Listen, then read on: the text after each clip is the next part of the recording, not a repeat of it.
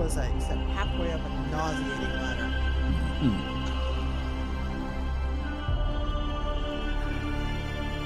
You were telling me about what you think about Anna Russell.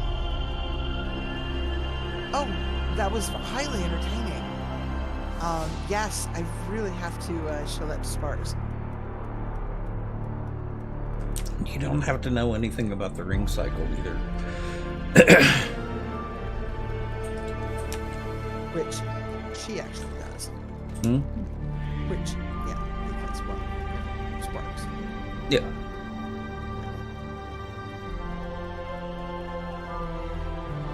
It's mocked and talented girl that she is. Yeah.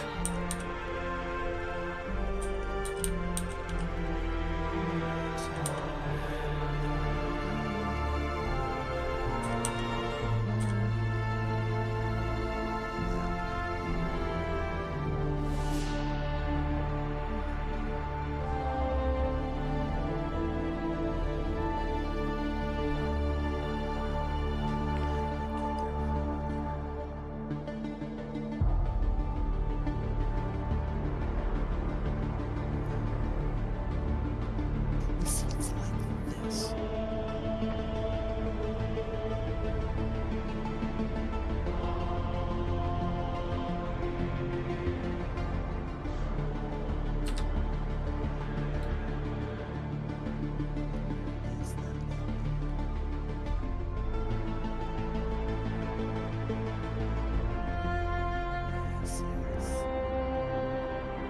Alexa, I'm finished.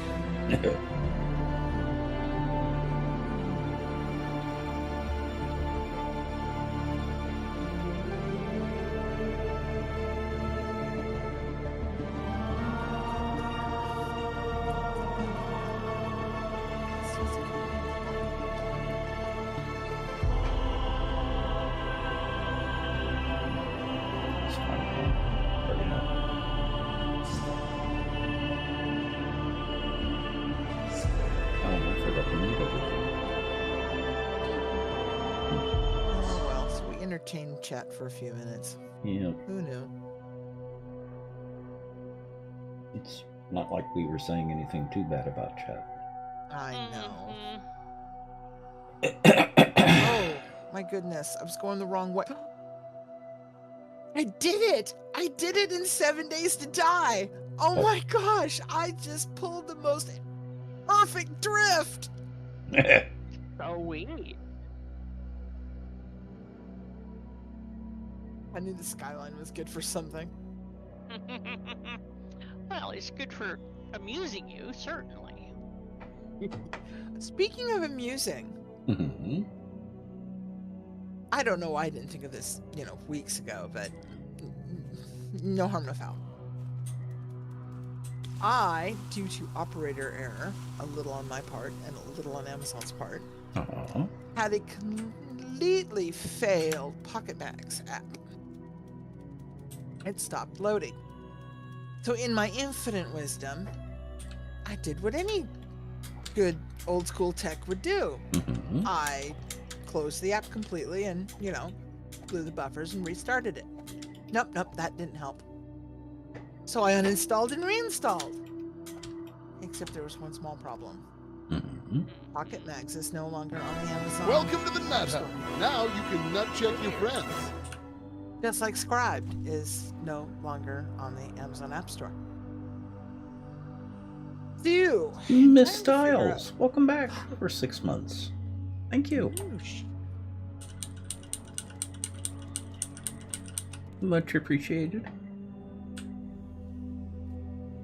Happy dance.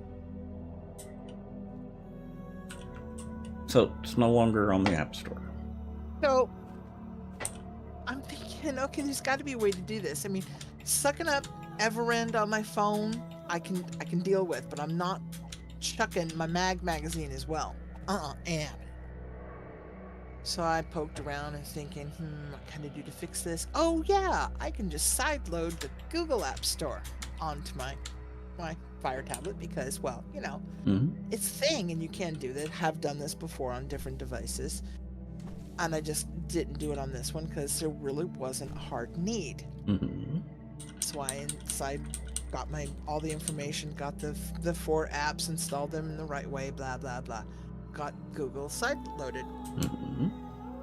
Went and installed Pocket Mags, and woohoo! Installed. I have my magazine back. I'm happy as a clam. Uh-huh. And then I noticed the interface is different, completely different. And then it dawned on me, so of course it's going to be different. This is a pure Android version versus a modified Amazon Android version. And I think the Google Android version actually does support Pocket Plus, Bent. Really? Uh-huh, because it gives me the option. Oh. And so that sent me down another rabbit hole. Guess what else is available on Google Android? Everend. Really? Because it's an actual, of course, because it's fully supported by Android.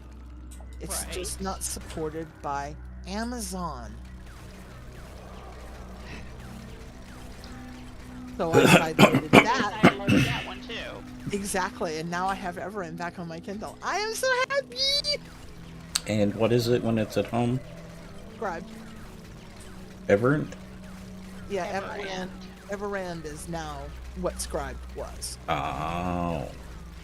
And so I have got my and I should have done this actually a long time ago, because for whatever reason, and I'm not going to go into it because that's a long and debate of interesting qualities, Amazon's hybrid Android version is quote unquote gated to their Play Store. Yep. But it doesn't mean it won't run Google, Android apps. Oh. You just have to get them. You just have to get them, Sideways. and it just never dawned on me to load, since I was truly using this one as a book reader and nothing more, to load the Google Play Store. And because 90% of what's on the Google Play Store will run on a Fire tablet. You just got to get it there. Okay, and then I want to take a hairy left at Albuquerque, and then a hairy right at the next Y. Okay. And we went from into the rain and back out of the rain. My God, it must be Seattle. At least it's not California right now. That's a microclimate. Yeah, no doubt. No doubt.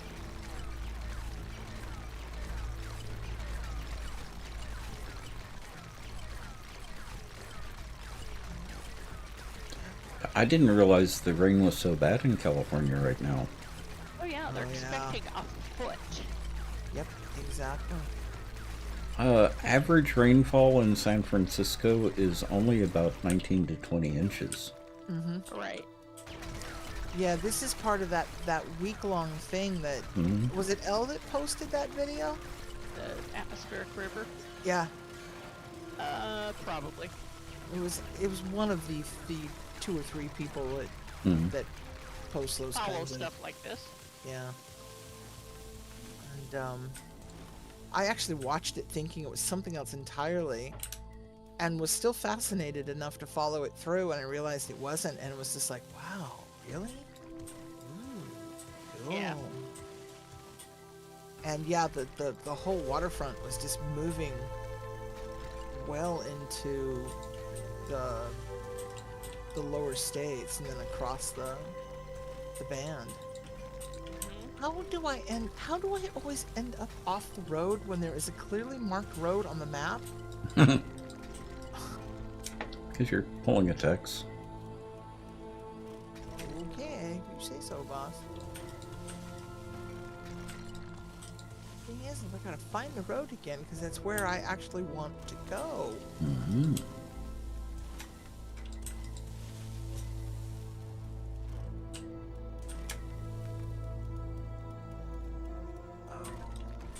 Bart Markle.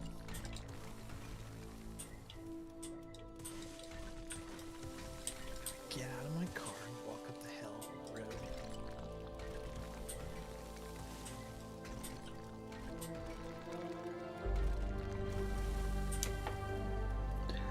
Did you play 7 Days back when it had really messed up roads? You mean the ones with the humongous cracks and craters and tilty sideways roads? Uh-huh. And the cliffs, yes. And the cliffs? Yes, I did. Okay. Yes. Okay. They were still present in 1802? 1804? Adra. How are you, Adra?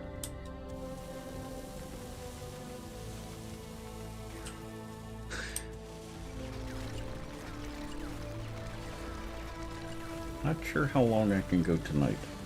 My stomach is hurting. Well, do what you can and don't sweat the rest of it.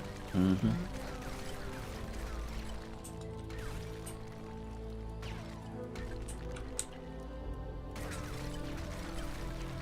I'm hoping that it's just gas and that it will pass. Yeah, I hear you. Yeah. Lunch isn't settling so well today either. My stomach has been making Frankie. louder than usual noises. Mm. It's like, this is not my typical.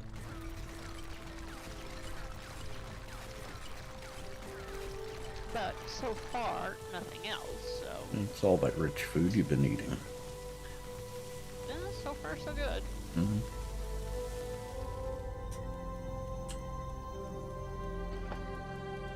Where are my blocks? That special stroganoff.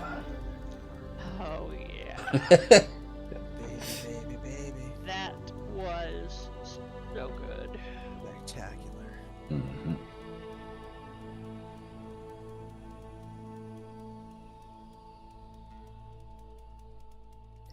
I love Boteca, but boy, are they expensive. Mm-hmm. Worth it, but Nice. I was gonna say worth it for a nice treat. Yeah. But yeah. Definitely on the Although, you know, the filet stroganoff is only like $27, and a lot of the other places that we historically have dashed from, at, you know, $20-25 is an average entree, mm-hmm. yeah, truth. and And when you so get they're not two that meals. much spendier, Yeah, and when you get 2 meals out of it minimum, right?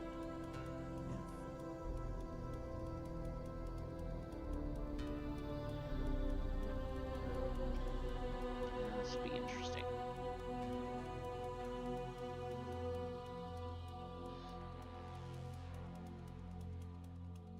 Mango and sweet sticky rice. that actually sounds good. Or fried banana with coconut ice cream. Nope. Creme brulee cream cheese or a cheesecake. Possibly. But then again, you kind of had me on the creme brulee. Mm-hmm. I am very fond of creme brulee.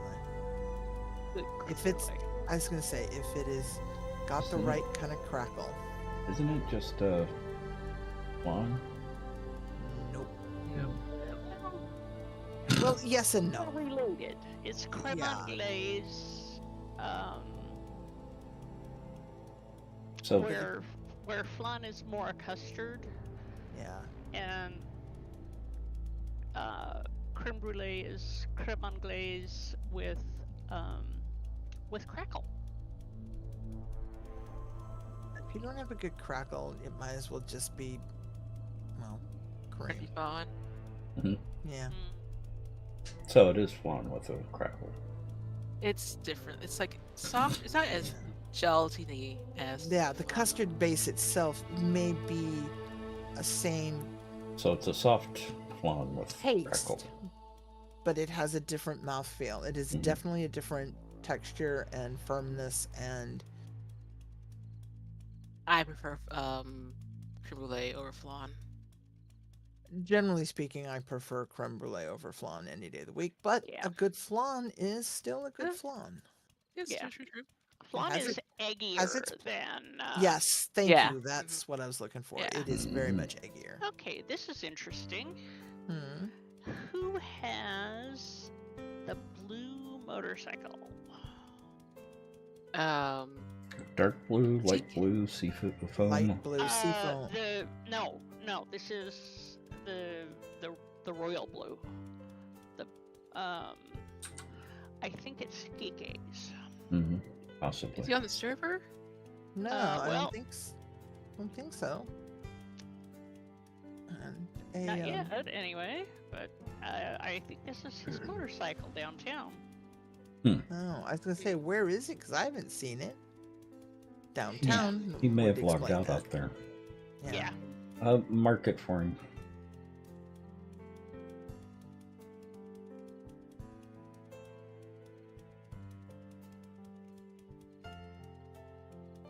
Waypoint it in case. Just in case. Just in case. Yeah.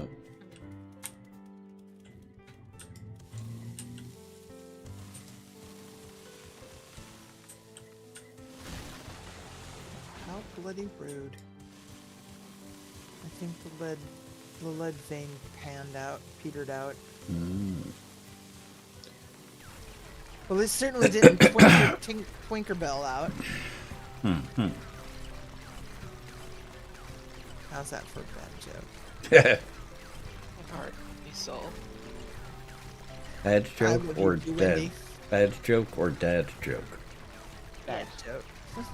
Yes, I like that answer. Yes.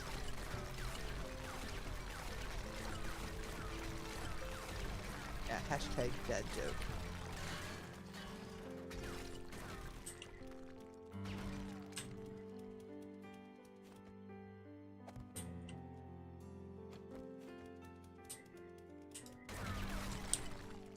Yeah, our polymers breathe on the ground too.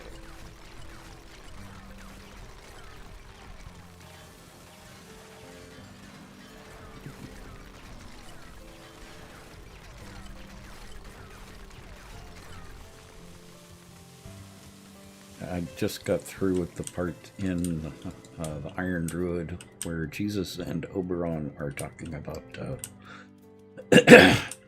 when it's appropriate and not appropriate to pull the salami out of their pants. Yeah. That would be an interesting conversation, of Mhm. course. Of course it was. Because, you know, it's Oberon. Uh-huh.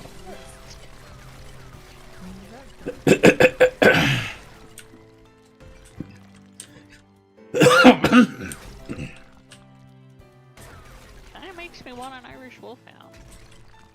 Mhm. Well, someday we'll have one.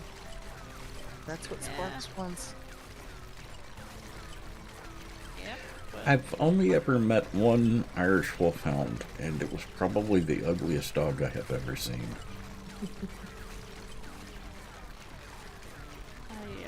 They're the ones that are razor thin with the hair that they're not hangs below exactly- their...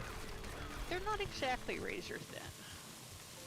But yes, they tend to have furry faces. Mm.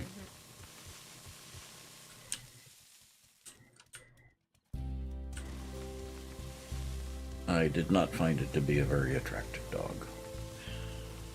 A friend of mine used to run a kennel and train dogs, and she had one that she was training.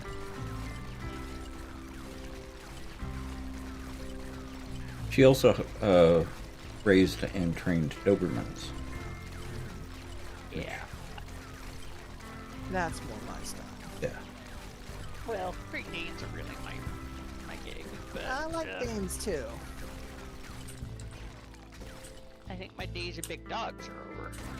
Well, this is kind of it. As much as I dream about having another Doberman, my days of having a really big dog, I think, are kind of have passed their time because just managing a large dog. Yeah.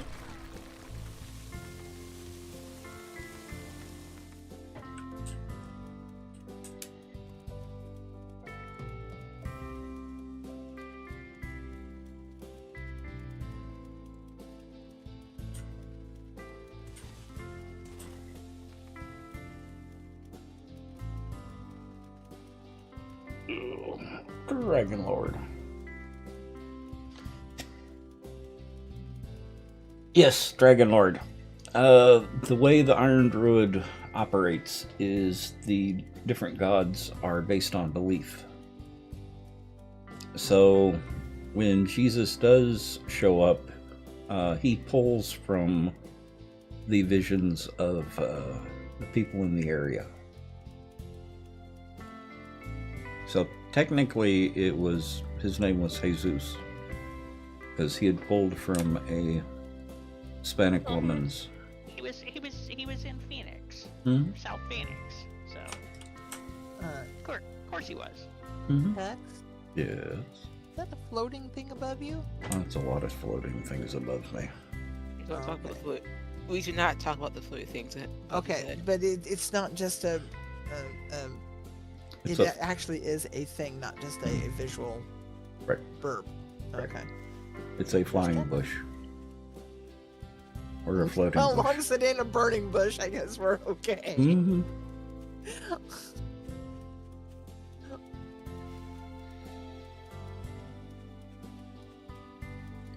Well, at least there are antibiotics available for a burning bush.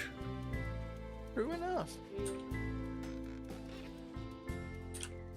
Oh, come on, Annie. Like, you didn't see that one coming. I saw that one coming. I saw it coming. I was just trying to ignore it.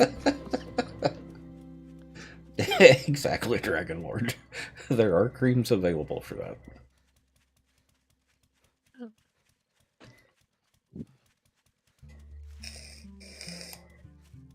Which volume of Sniper did you need, Caribbean? Honey? What? I need... Honey, I'm not coming putting you back into bed. Deal with it. You just don't love her. And it's too early for dinner. You just don't love her. Oh, I know, right? I'm such a horrible mommy. Exactly. She tried to tell me this morning her water dish was empty, and I thought it was her food she was squawking about. It's like, no, your food dish is not empty. No, I'm such a bad mommy. I need...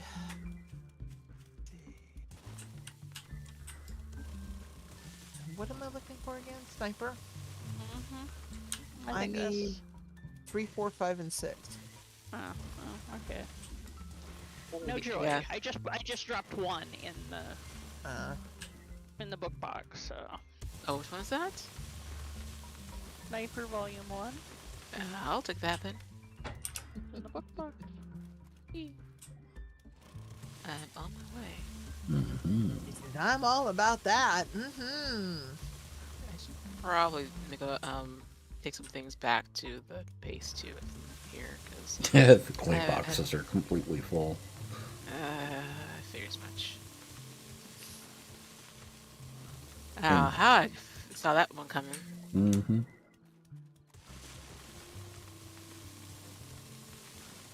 I'm resource gathering. I'm trying to be a good little worker bee.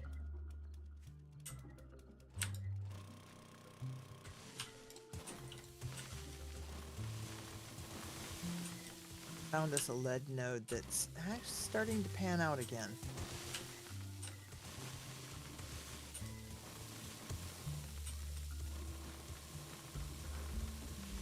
So let's see how far we can pan it out, because I really don't like mining from the ground up, but I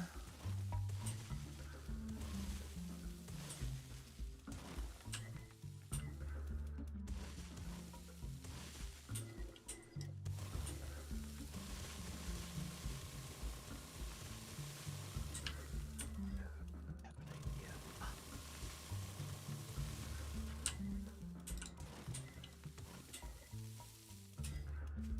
I need to mute you guys for a minute while I work out an idea.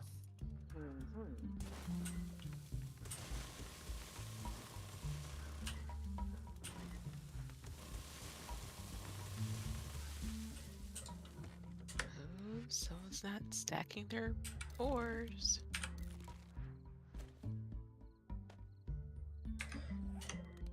Someone's not stacking what? Ores and stone. Mm-hmm. Or it could have been.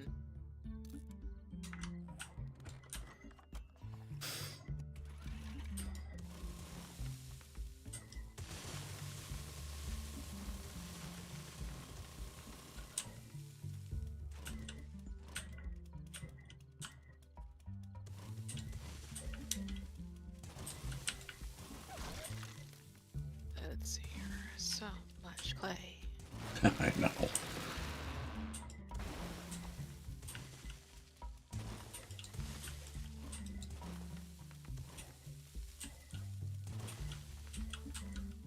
Oh gosh. Hmm. Nothing, just running out of space.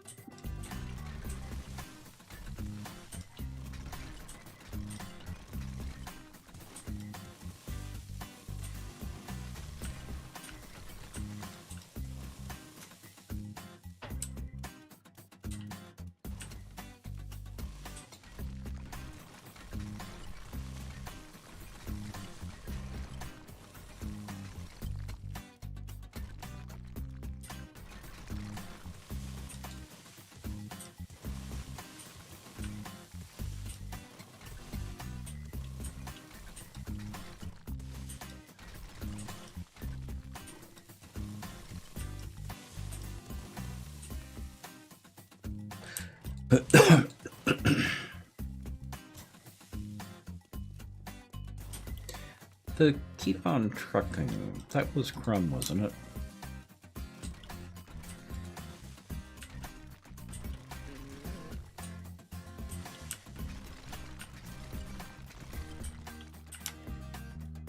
I don't remember enough about him to say.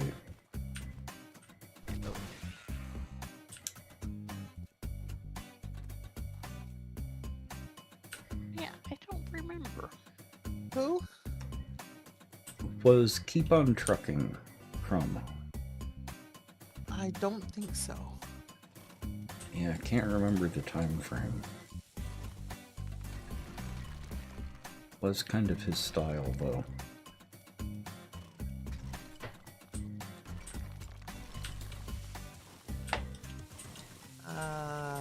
Eddie Kendricks Hmm. from Motown Records. Ah. The comic?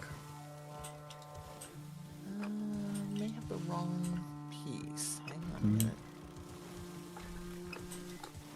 There's actually several here. Hmm.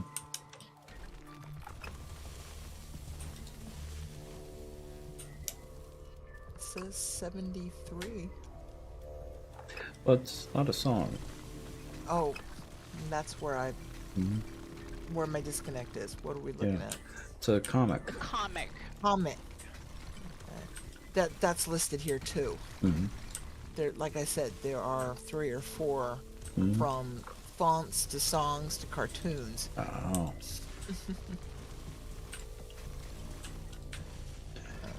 Well, that was my first introduction to an actor.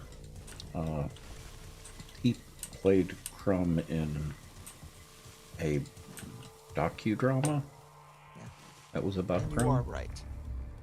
Oh, it is Crumb. Okay. It is Crumb. Robert Crumb, 1968. Very strange guy. Who signs things are Crumb. Oh.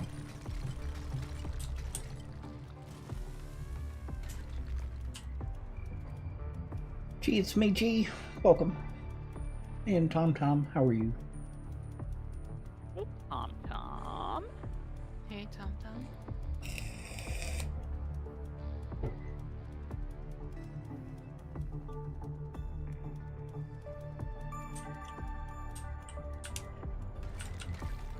Missy did indeed want to be put to bed. Oh. Went in there, she jumped up on her stairs and held up the blanket, and she just cuddled right in there, and now she's happily asleep.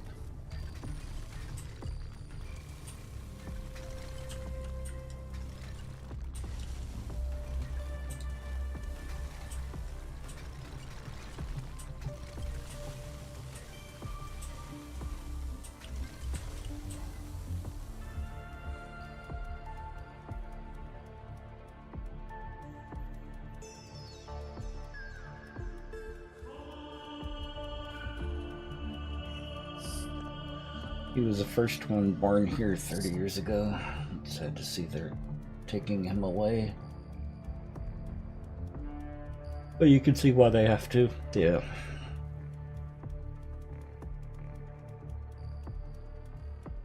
Is he going someplace where he could be part of a breeding program or something?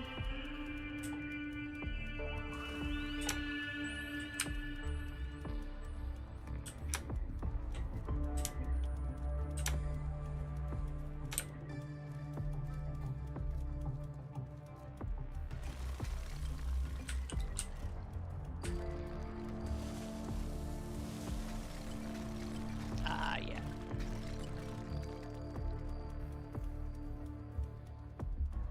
Yeah, indeed.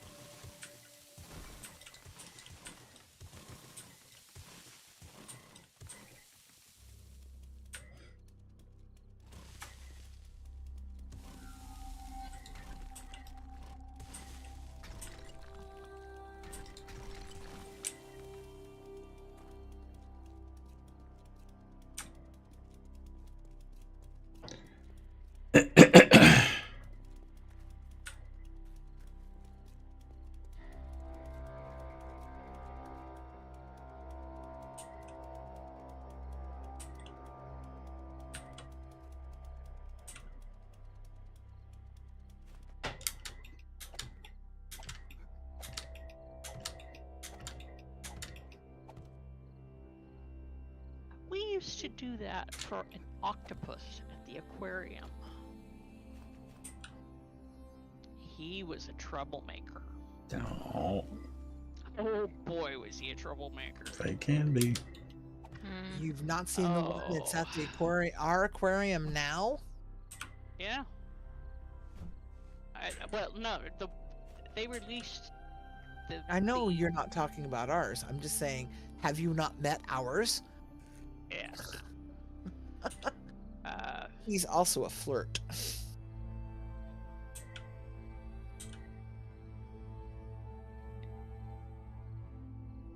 But yeah, the one that they had before the one they presently have wouldn't breed with the available. And so... Rude. Well, you know, they're picky that way, apparently. Yes, they are. Yeah. I know, it's not what I was going to think either, but you know. No, that's not what I was chuckling about. But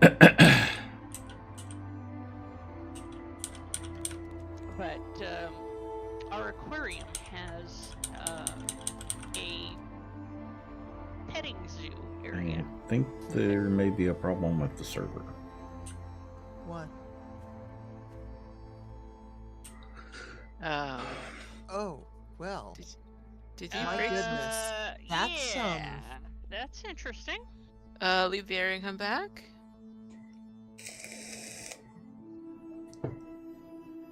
That's actually kind of really weird looking from my point of view. Oh, Mm-hmm. In a kind of, ew. Hopefully it's that distance rendering thing. we'll see.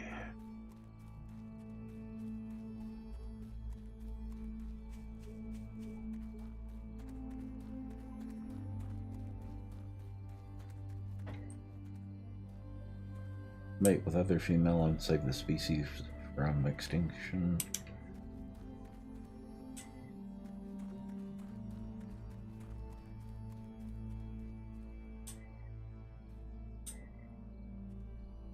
Right. Just try it.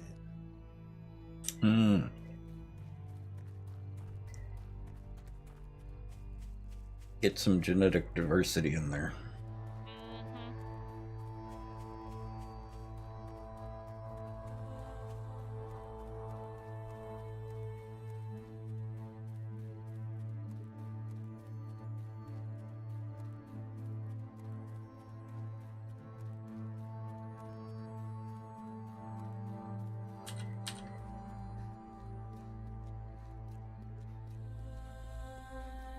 Yeah, it's still not following. Need to reboot? No, I don't think so. Maybe if we dig something else, we could trigger it. Ah, look at that. What do you think caused that? 7 days to die. Okay, fine. Get all logical. Did you screenshot it for No, because of its coolness? I've got video of it. Well, okay, fine. Get technical. Use trigger types. Yeah. Oh, dang it.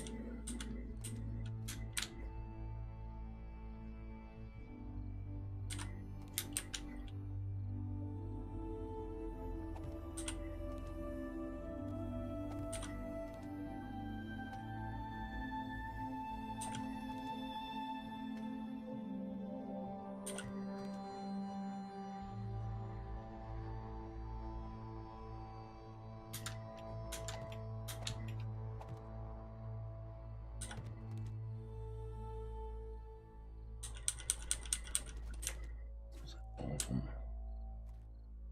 It's all of them.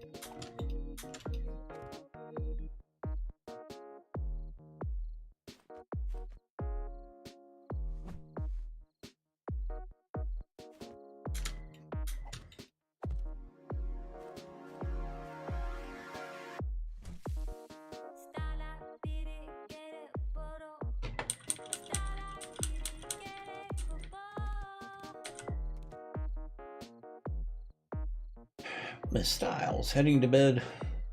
Okay, well, have a good night, Miss Styles.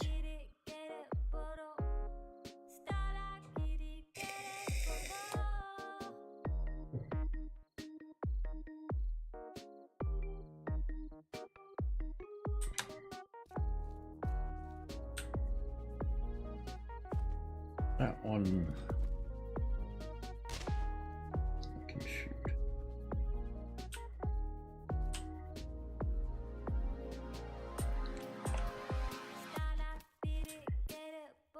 I really wish they would fix the lighting.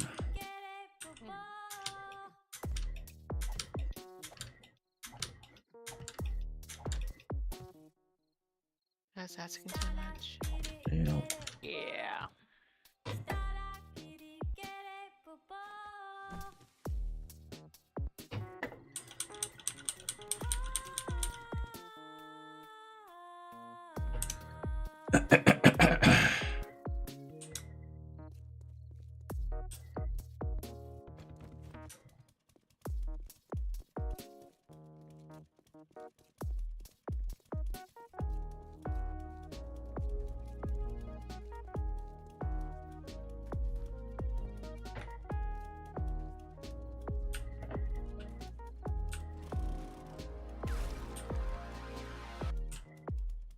That may actually already be 3.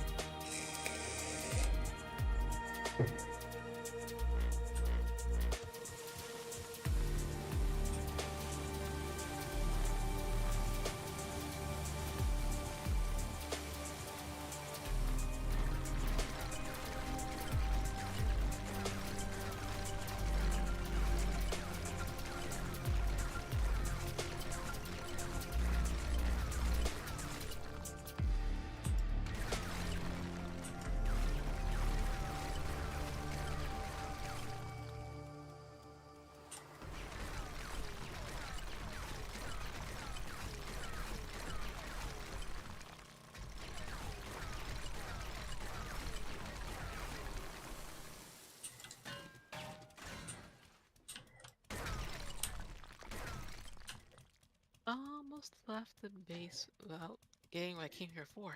No. Never done that. Yeah, and join the party too. Yeah, I guess that would help.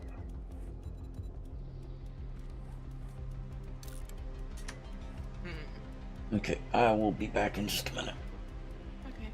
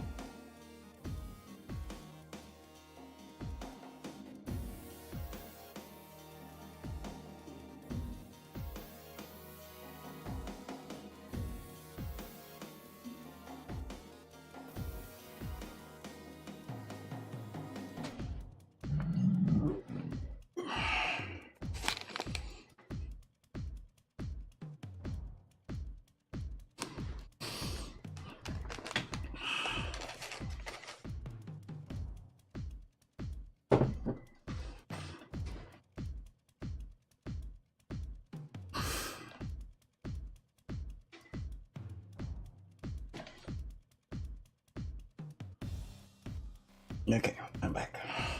Well, Nah. Mac. I'm back.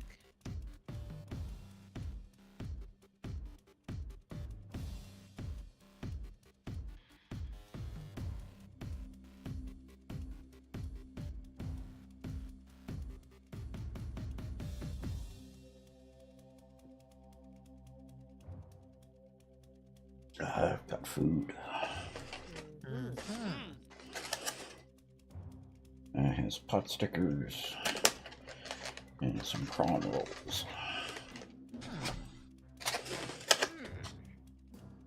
Oh, interesting. Mhm. Well, they're like egg rolls All right. on the end of a shrimp.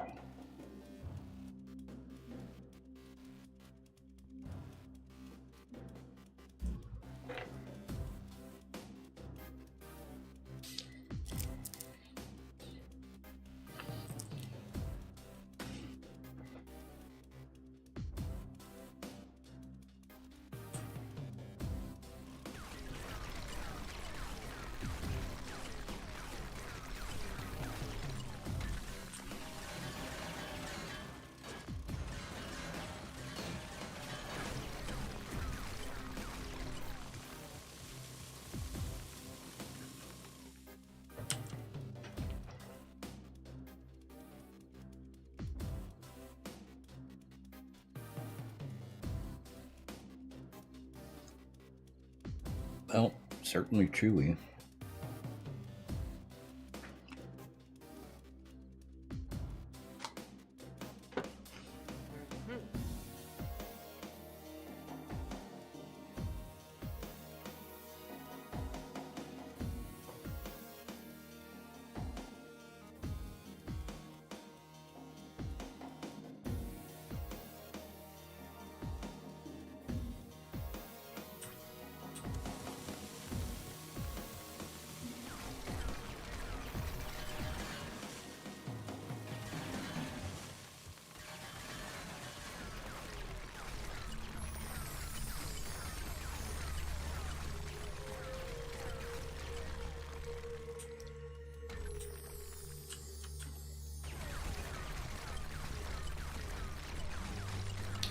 A little chewy, but actually very tasty. Cool. From the usual place? Thai bistro. Oh, Ah, I yeah. like Thai Bistro. Now there's a place we should go in and have a sit down at. Yeah. They're just up the way. We've been there before.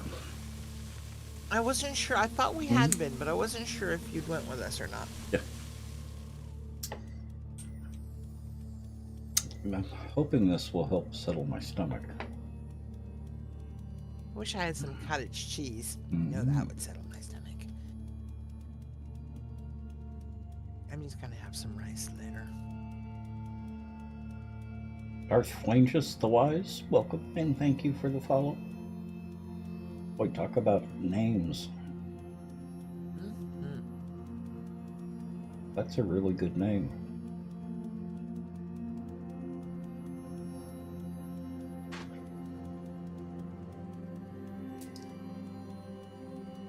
Yeah. There we go.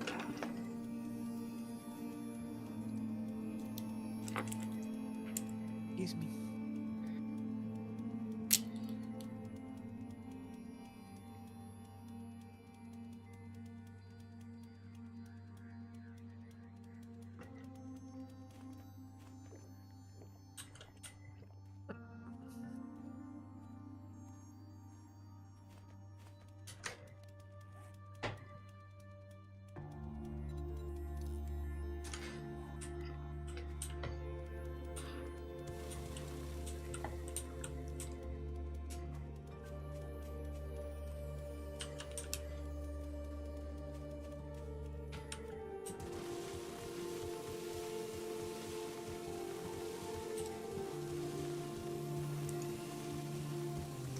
So with a name like that, I'm thinking D&D tabletop.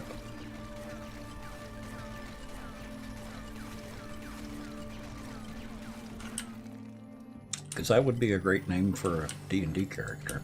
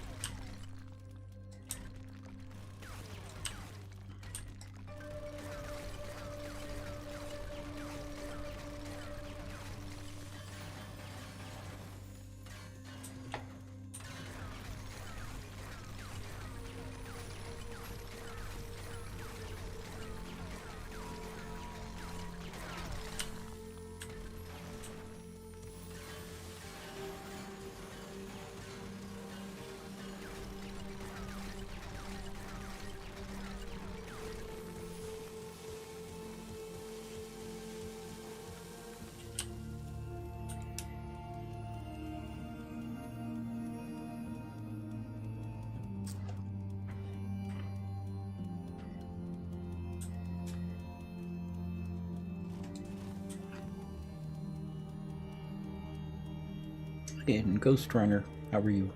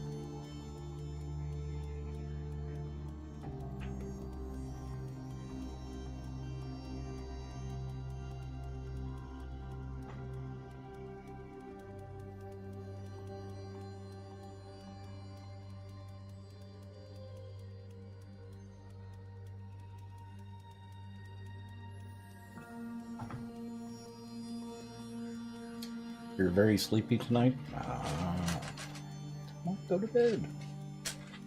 Go get some rest.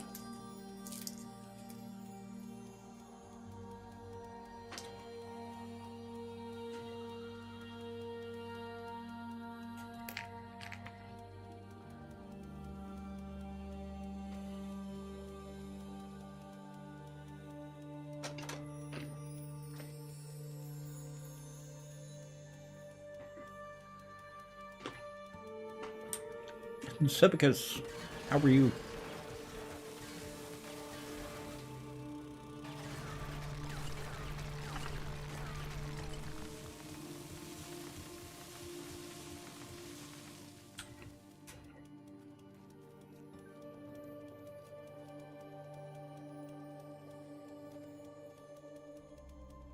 That's actually a good idea, Ghost Runner.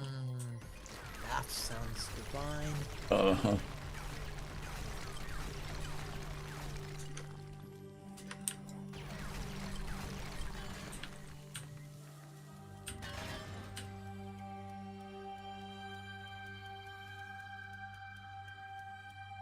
You're having the best day you've had all day. Nice.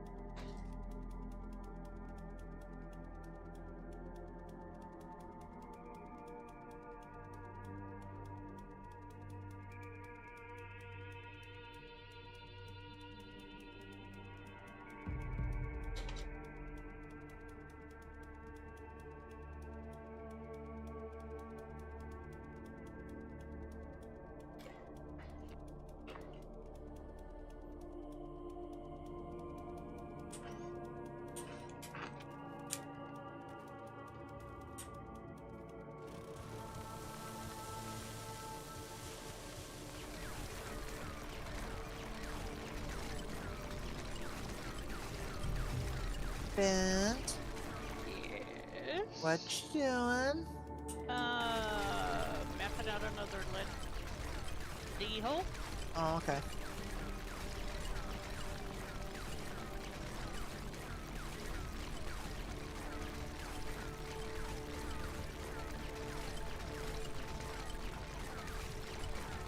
Yeah, this is gonna be a really brutal nightmare. Oh. Yeah, because I'm left with a hole that's gonna be a cavern. Oh. So, do I just close it off, or do I backfill it? I would backfill it. And that's what I'm thinking because of the stability, but Mm-hmm. oh my god, it's gonna be a lot of work because it's huge. Well, not only stability, but if you're building near it, you're gonna have spawns in there. Oh, I never. Or you could possibly have spawns in there. Yeah. So your neighbors are not gonna like you. Yeah, it's true. Well, yeah. Yeah, backfilling it is. And I'm trying to keep the drilling just to the resource, but Mm-hmm. the resource is just becoming massive. Which is good for us because, well, we really need it. Which brings me to the next question. What do you want me to do with the lead? Just bring it down raw, or do you want me to roll it into something? Bring it down raw because Okay. it needs to turn into both bullet tips and glass. So. And speaking of the neighbors, coming down the stairs as we speak. I told you they'd complain. Yep, they did. She was about halfway down to bedrock when I heard her. Mm-hmm. Cheeseburger. She's like, bah, excuse me, the rent's too high. No, it's not. Not for your like. Oh gosh, the rent. Not the rent. Yeah. If you want to live in my POI, you pay the rent. Oh, here's the rent.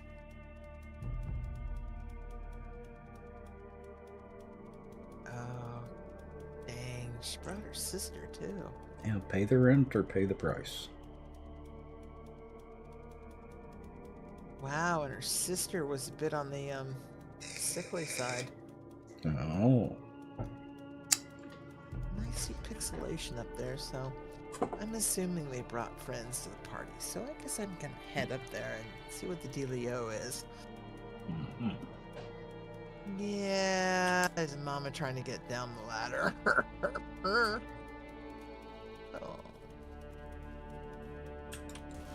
Oh, I got a couple of people clogging up the one block ladder. Mm-hmm. And the screamers. Because of course.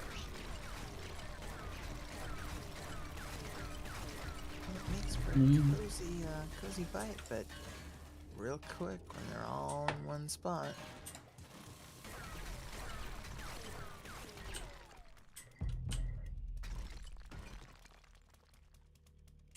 Anybody else? Anybody? Mess with my nightmare? I'll show you nightmare. Mm-hmm.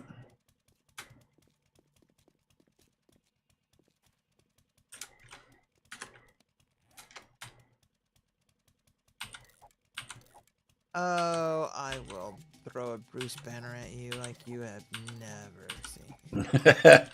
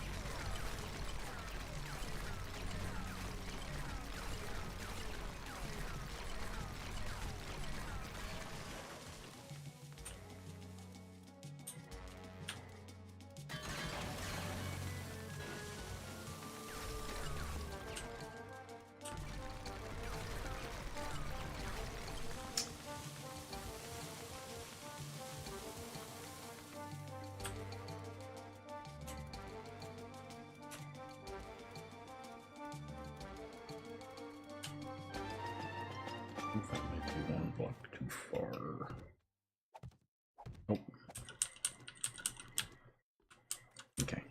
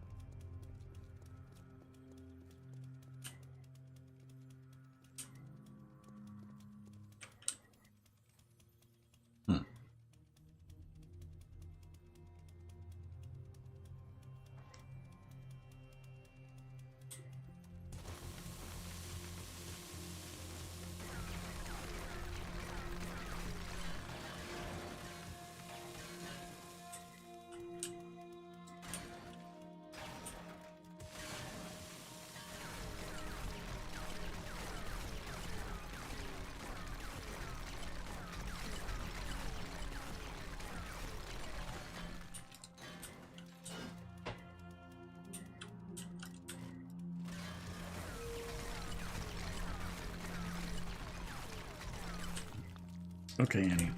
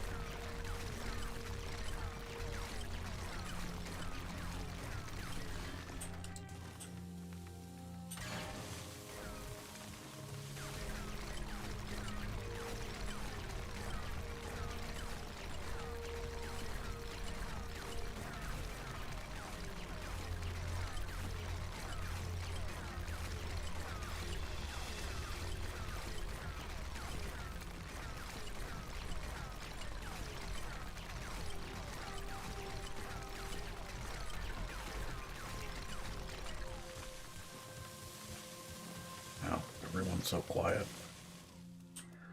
Yeah. It's almost like you were doing things. Yeah, well, you know. It does happen from time to time. Hmm. Backfilling takes more concentration than one would think. Which one? What does? Backfilling? Yeah. A lot more. I actually find it easier to use a block sometimes Mm-hmm. to find the spaces I miss. Yep.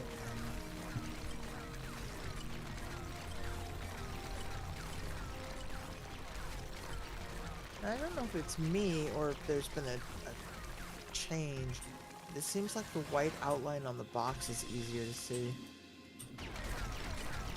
And then the red around the actual dirt block seems brighter as well. I've noticed it because it's harder to see through. So if you're trying to do other things and you need to see where the block is going to get placed, that's much harder. Yeah, agreed. At least with terrain. Blocks aren't so bad, but terrain is really a pill.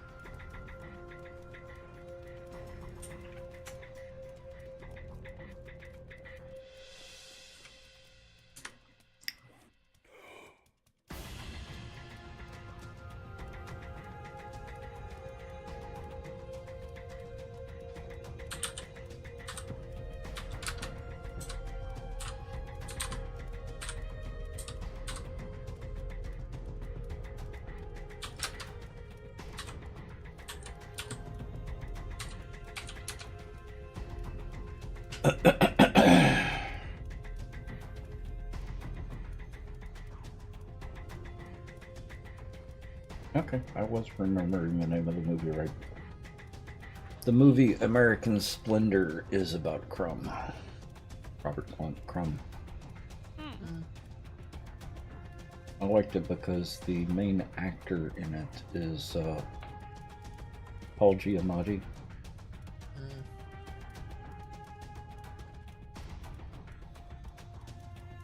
Illustrators. I'm sure Bent knows, but do you know who J.C. Leyendecker is? Oh no, that's Harvey Pecker. American Splendor is about Harvey Pecker. Are they the same people?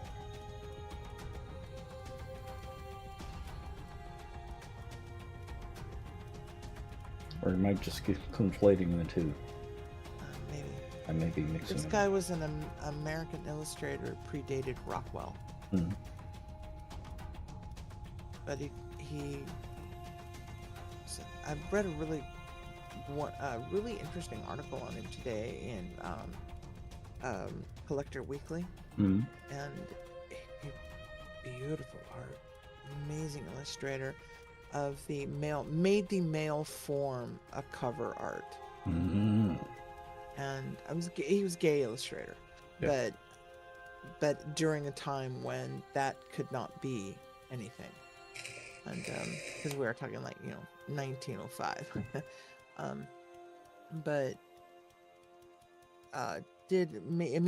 you've seen his work, I'm sure, because he did covers for God, it's right there in front of me. Saturday. Ben, help me out here. Saturday Evening Post. Yes, thank you. And then from everything from sock adverts to German clothing people, Nuppenheimer. But anyway, but they were showing some of his illustrations, and it was just like, oh wow, I'd forgotten how amazingly beautiful this work was, and I never knew who the artist was, never did, but it was a really good article, and the artwork is just splendid. A lot of influences, acknowledged influences like Muka and so on and so forth.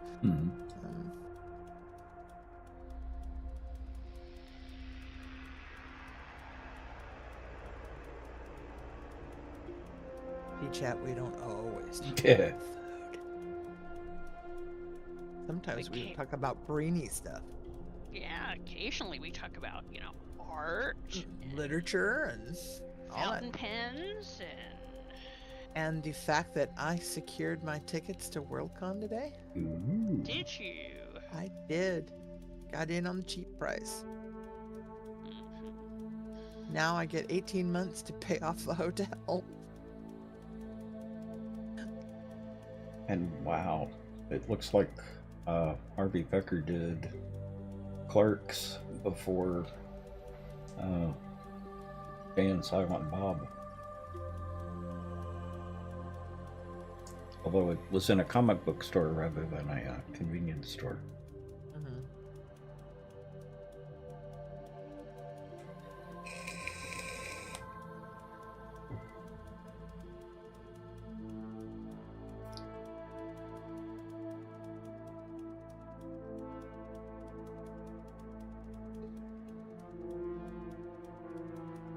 I don't know why I got the two of them mixed up. Which is weird. The Big Ox, how are you?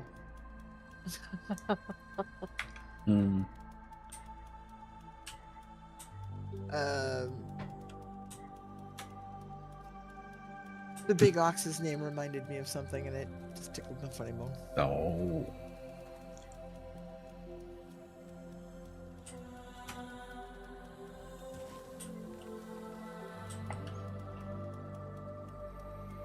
It's funny how the oddest things can bring up completely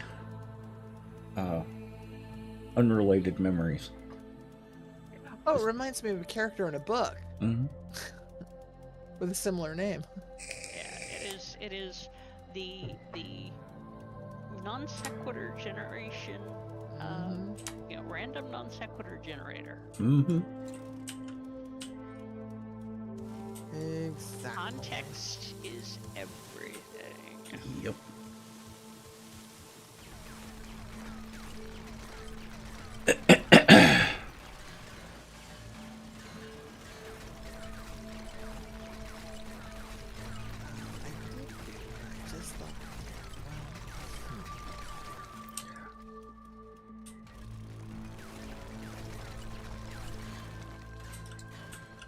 Well, and the Big Ox is another one that would be a great tabletop RPG name. Or a band. One or the other. And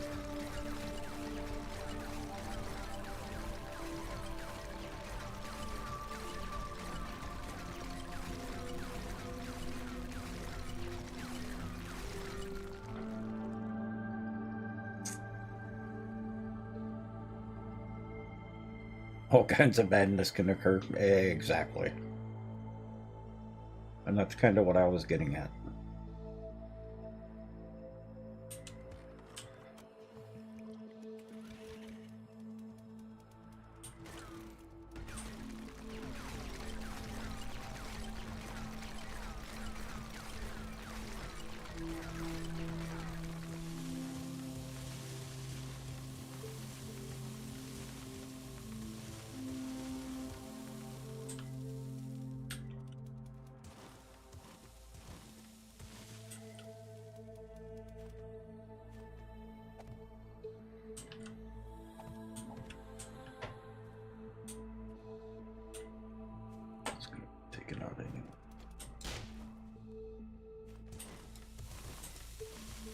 guess it'll never do that again.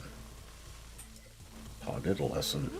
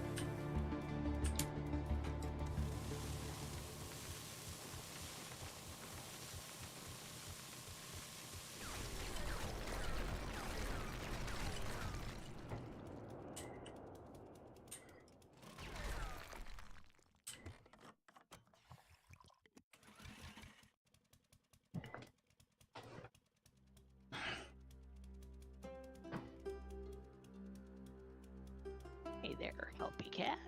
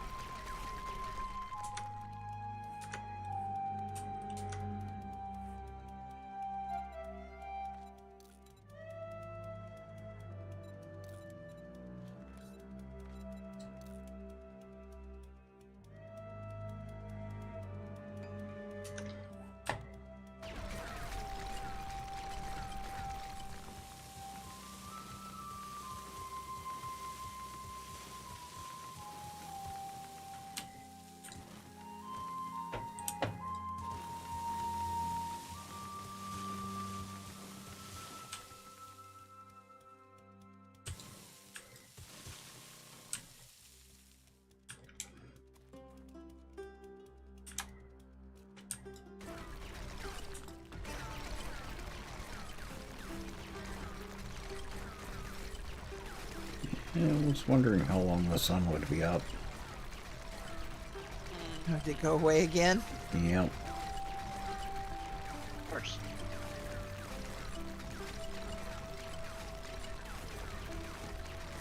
No, I never thought I'd ever find the echolocation of a screamer helpful.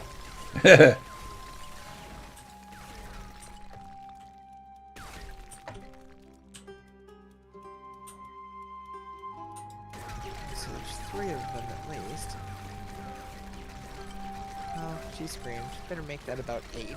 Mm. As soon as I can find them. Or I'll let them find me. You see, I had this small little problem, and I walled myself in, and now I can't find where I'm at. Oh. And it's not a big deal, because I figure I'll either find the tunnel again while I'm clearing this out, or I'll just dig a new hole. But now there's things down here in the other side of the wall, so I figured they'll come to me, you know, and I'll find where the tunnel was. There is that. The one and only time the zombies actually helpful. Wow. Something called the paper.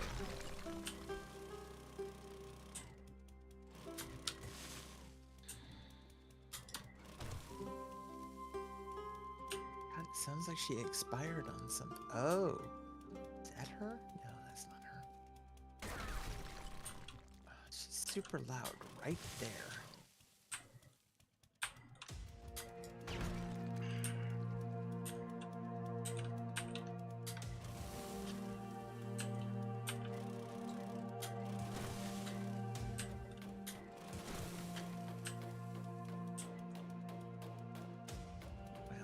imagine that. That's where it's at.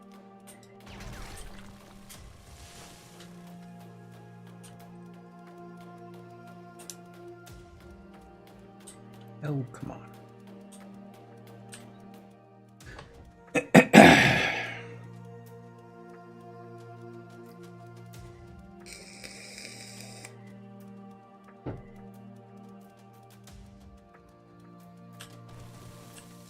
Oh, come on, guys. You're making this too easy.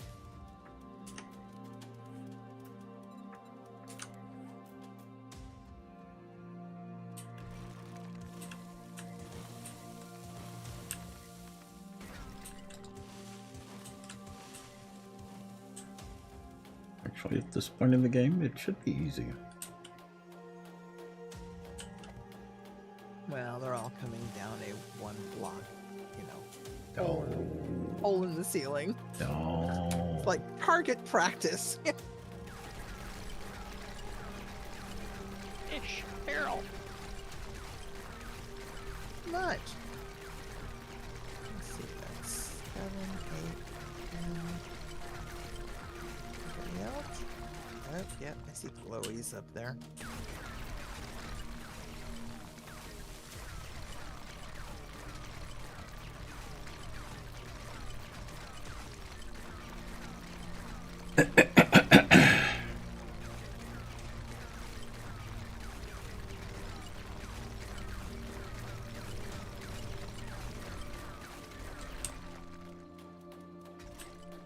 Yeah, they decided to dig me a new tunnel, and they didn't think that they could wait till they actually got to, I don't know, bedrock. Mm. Would have taken them forever had I not found them. They're Oh. stupid. Well, yeah, they are 7 days to die zombies. Oh, they're zombies, period. But Mm. I knew there was one more.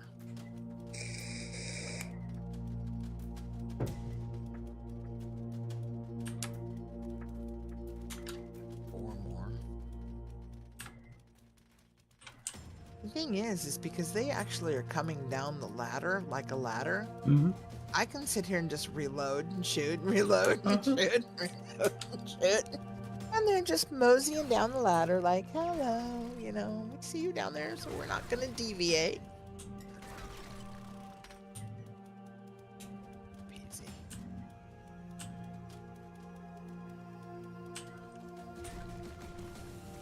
Hello, Lana. Cool. Oh, squeeze me.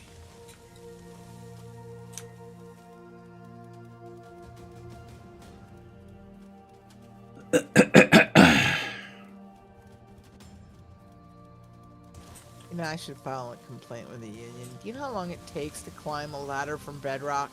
Yeah. Yeah, I do. Mm-hmm. Oh, good thing I did, because there's more up here. Okay, where are you going, girl? Respring.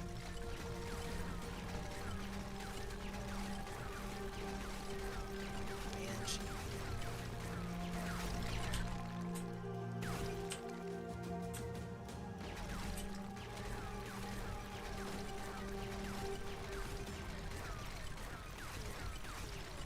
Don't go toward the stairs. I'm not there.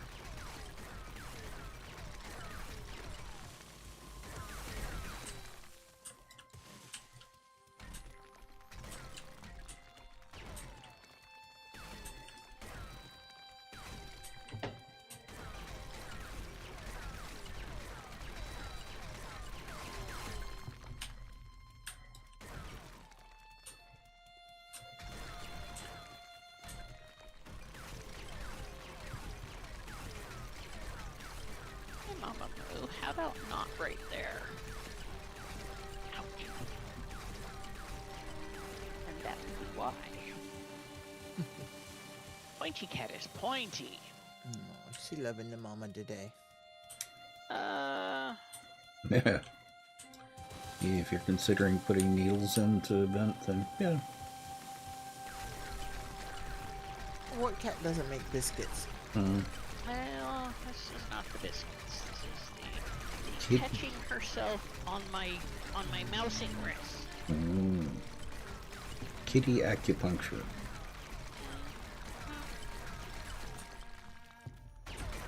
Some might call it that.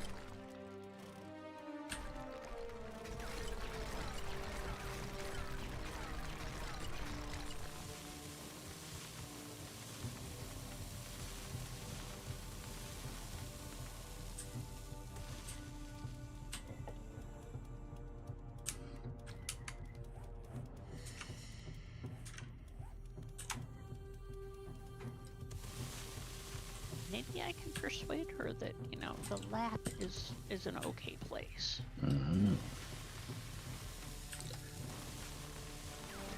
Instead of, you know, the keyboard where she's opening console and stuff. I still haven't figured out how she... Ryan, thank you for the follow. Welcome to the Nut Hut.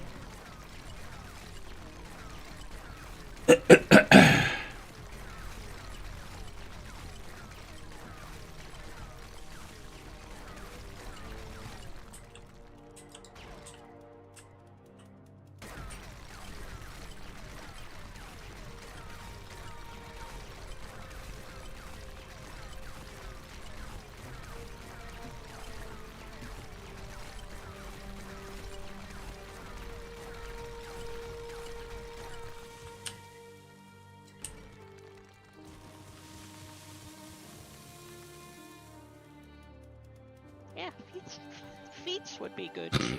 Feats would be fine. You've done it now. Does it matter if it was now or last night?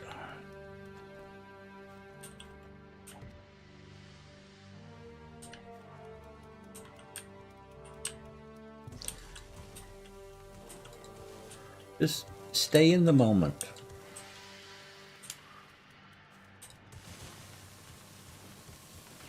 Good advice. Oh. Stay in the moment. Mm-hmm.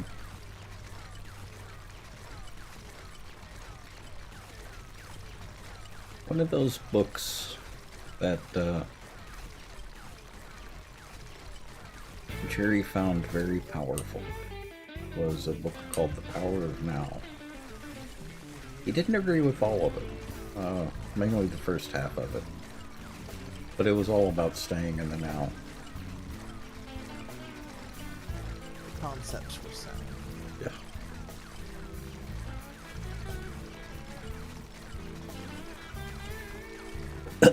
Well, the last half of the book is too self-helpy.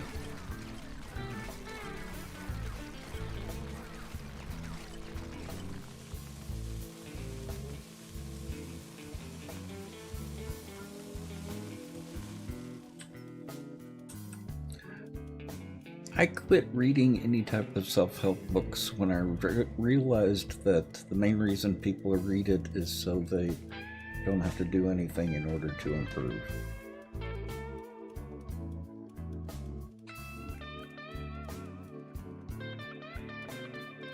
Exactly, Captain Orion. I did that with Twilight. I read the Twilight books just so that I can criticize them. I've done that with other things before, too.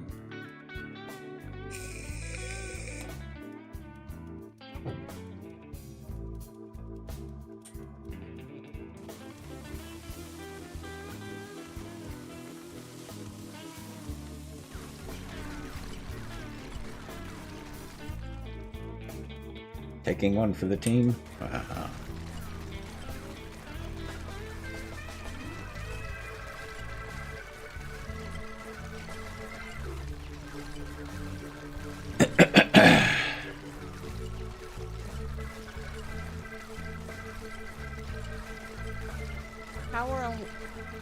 How are we on iron? Decent. Yeah, decent shape. Nothing to worry about for the immediate now. No. Yeah, don't need to actively pursue it, but Yep. you know, if you Just come mark it. across something, Right. You know, what I pick up as byproducts, fine. So I'll just mark it. We'll deal with it later. Get the fish to fry this one. So you don't have to. Well, there are a couple of very practical books that I have read. One of which was Living Sober. They don't even mention alcoholism in the book Living Sober. The whole book is about changing behaviors so that you can live without having to take a drink. No mention of AA, no mention of anything spiritual or anything like that. It's just a book of solid practical advice. yes, some of the best self-help for values of books that I've read haven't been. Yeah. But they were books that changed my perspective, Yeah. my way of looking at something, Yeah. dealing with it. Exactly. And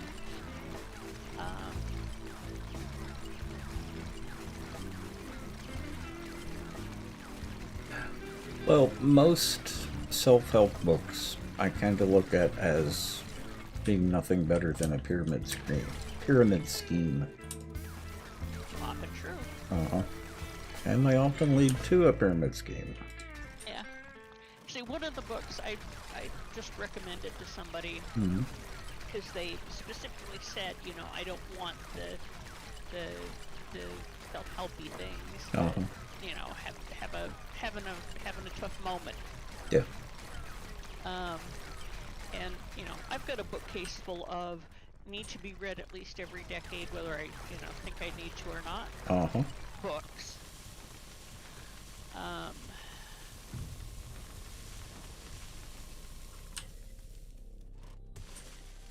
And one that was good for, changing perspective, Mm-hmm. was Illusions by Richard Bach. Huh. Because, part of the underlying thing is we create our reality, and it's all in how you look at it. Mm-hmm. And, That'd be it's a lovely cool cruise. story that has, nifty airplanes and, Mhm. and, other entertaining things for pilot people. Oh. But, the whole, the premise that,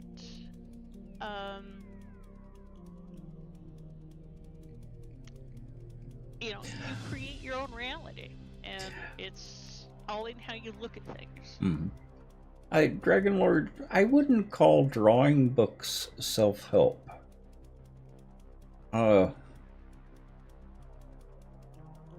They're just too practical.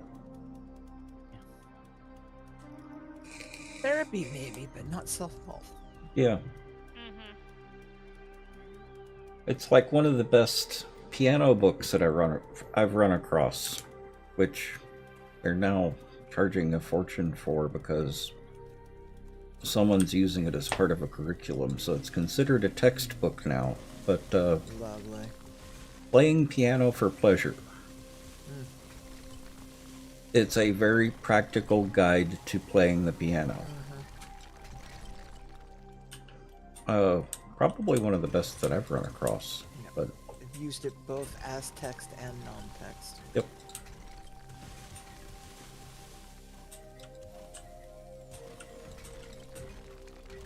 Yeah, for me, the hardest part about playing an instrument is learning how to read music. Yeah. And that is just it in a nutshell. And Uh-huh. I took theoretical music, Mhm. and so for me, because playing wasn't nearly as pleasurable as reading music and Yeah. writing and that practical part of it. But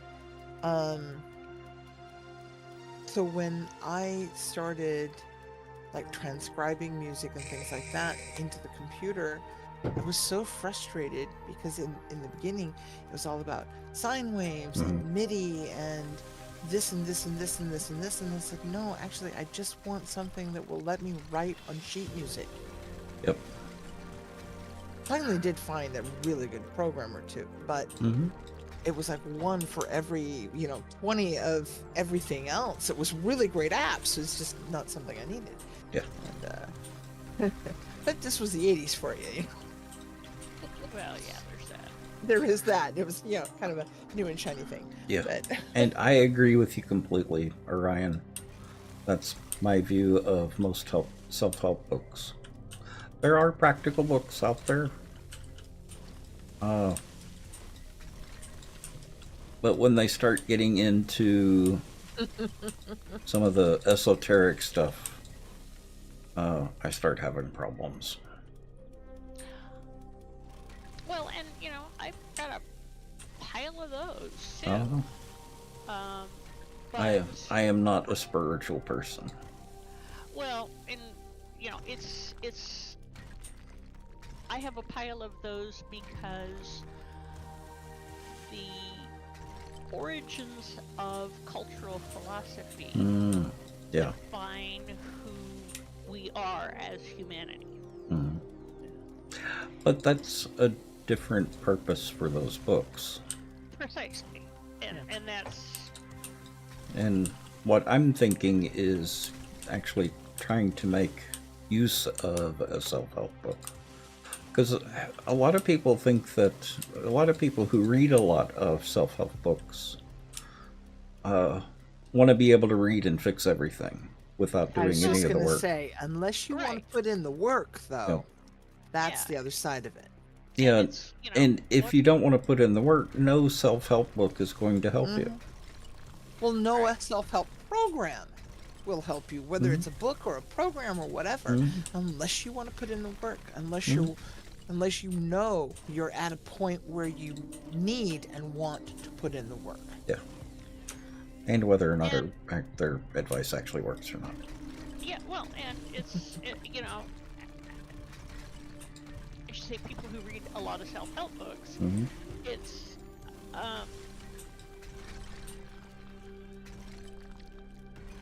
you get out of it what you put into it. Exactly. Because, And- for a lot of people, it works. A lot of people, it don't.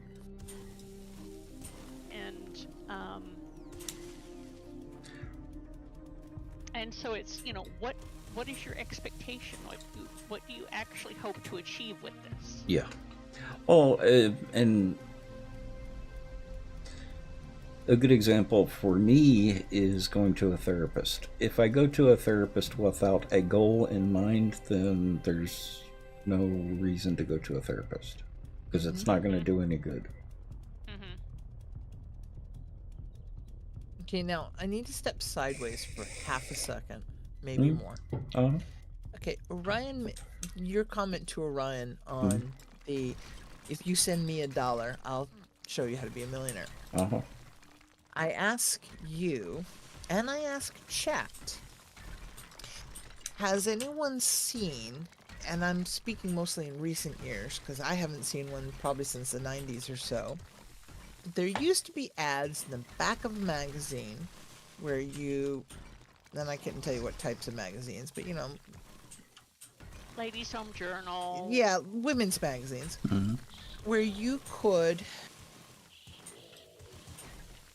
for a fee, you could advertise in these magazines Mhm. for, you know, you send me $1, $1.50, I'll send you a recipe, whatever kind of thing. And even if you only reached 1% of people in the US sent you that dollar, you would at least made back what you put into it and some chump change. Yeah. And a fair amount of chump change at that. Do they still do those kinds of things? I don't think they do the ads anymore, but they definitely still pull stuff like that, usually with ill intent. Well, Yeah, Crypto. ill intent, I'm sure. Crypto. Yeah, these, Crypto is really bad about stuff like that. They will start up a crypto, they'll push it, talk to you about how much money you're going to make on this crypto. Then the initial investors who were able to buy the crypto before it went public Right. Yeah, I heard about that. sell just as it goes public, screwing over everyone who buys Sure, into that but I'm crypto. not really talking about an investment. I'm talking about a straight up, you send me X, I send you a physical thing. Yeah. I send you a recipe card or I'm talking about investing into, whatever. Mm-hmm. Because my mom was going to do that once, and then we could just never get the initial investment for the ad, because the ads at that time were like $400 or $500 for a 6-week run. I always thought that Orion's comment made me think of it, reminded me of my mom was going to do that once. It's just online now? Okay. Yep. Because it's like, But that's just selling a legitimate product. not necessarily. I mean, I'm talking about the 1 or 2%. I don't know what the percentiles are these days. There are people who do sell legitimate things that way. Oh, yeah. Well, at least they did at the time. I don't know how that is now. I mean, good Lord, this isn't the 80s anymore. Thank God. But, Hairstyles are much better now. pardon, my dear. The hairstyles are much better now. Yeah, I still can't hear you, Etsy. honey. Sorry. Hairstyles are better now. Ah, there you go. Yeah, I agree with Dragonlord. With Orion, it's the Fiverr and Etsy Yeah. companies like that do that now. Although you can still advertise in the back of magazines. Well, fair enough. But I'm going to start on Etsy. yeah, I was gonna say Etsy is a cesspool, and I'm so glad I almost got in on that when it was still new and shiny, and still a real place. But if I had, I would have jumped ship when they sold out. Yeah. Etsy is just an absolute. It's a cesspool now. We're not going there. We're Yep. going to leave it Yeah. at that, because it does work for some people. Mm-hmm. It just would not work for me. Fiverr seems to be a little bit better. I've heard about them. I have I've not used- explored that. I have I've heard used some good stuff Fiverr. about it. Yeah. Yeah. I've Yeah, seen as- some artists do it. I'm sorry, Annie. Yeah, go ahead. The other thing is, I was so bad for the artists because they get screwed over a lot, though. Mm-hmm. So it's like, people did not pay them what they worth. So like, come on now. That's the problem I have with Fiverr, is you're really not paying them what they're worth. Okay, that's just fun. Like, it feels like it's insulting their skill level. Sometimes the prices. Mm-hmm. But isn't Fiverr also a one-on-one kind of thing? Mhm. Well, yeah, it is more of a one-on-one, but it's really cheap one-on-one. Yeah. Mhm. Now, that doesn't mean you can't get a good artist through that. Truth. Yeah. And if you get a good product, you can always, send them more. Yep. Mhm. I agree, Draconis, too. If I had somebody that had the skill, I would throw to my local community before approaching a stranger. Mm-hmm. because that's a way of, no matter what it is, whether it's art or knitting or glasswork or whatever, it's a way of keeping your community flush and active and alive and thriving. Economically sustainable. Yeah. Thank you. She's always got all the words. That's why we throw them at her. Except when I'm trying to come up with the words, Yeah, but that's when I have them, though. Well, yeah, there is that. Sparks' nice thing is, it's okay if she wigs because I can help her. It's okay if I wig because she'll help me. But it's never a good thing if we wig about the same thing at the same time. Yep.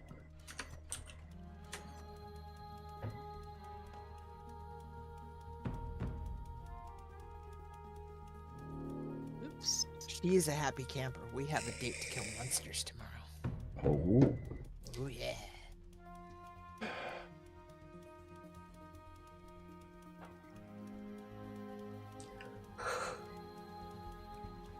Yeah, and for us, the Fiverr was the start of the conversation for getting some artwork done.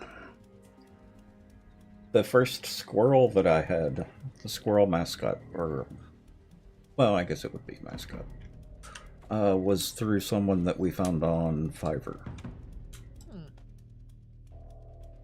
But like I said, that was just the start of the conversation for getting some work done. It was a way of us getting in contact with a good artist, because we didn't know anyone at the time. Right. It's always interesting, too, to see how platforms change one way or the other, but how, as they mature, whether or not they hold out and become a solid platform, or if they fail in one of a half a dozen different ways. The big difference there, Ryan, is Tate is just a scumbag.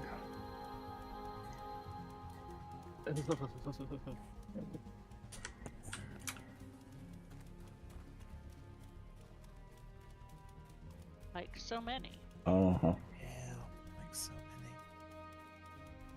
Now, Tate is just a horrible person. This I've heard.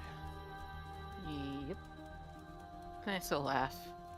I still laugh at how he got caught. It's just Oh, yeah. chef's kiss. Uh-huh. Not as good as that YouTuber that got caught in Japan and is actually serving a prison term right now. The one that was... Missed that one. He would do something really horrible to a person and film it, and then do it was just a joke, it was just a prank type stuff. Oh, people like that. Yeah, so he went to Japan and tried doing some of that. Ooh, Japan... bad buju. Yeah, Japan, you don't do stuff like that. No, you don't. So he trespassed onto some private commercial property, got arrested, and tried pulling this. Oh, it was just a prank. And they threw the book at him. Yeah, see, that makes Which it he even deserved. worse. Which he deserved. yeah. Basically, Japan will throw the book at you if you just mind your own business. But if you go intentionally do something messed up, Yeah. they're definitely going to throw the book at you. So it's kind of like... Yeah, I mean, there is a level of respect that is expected to be exercised, especially, in a company environment where work ethics are very much a big deal.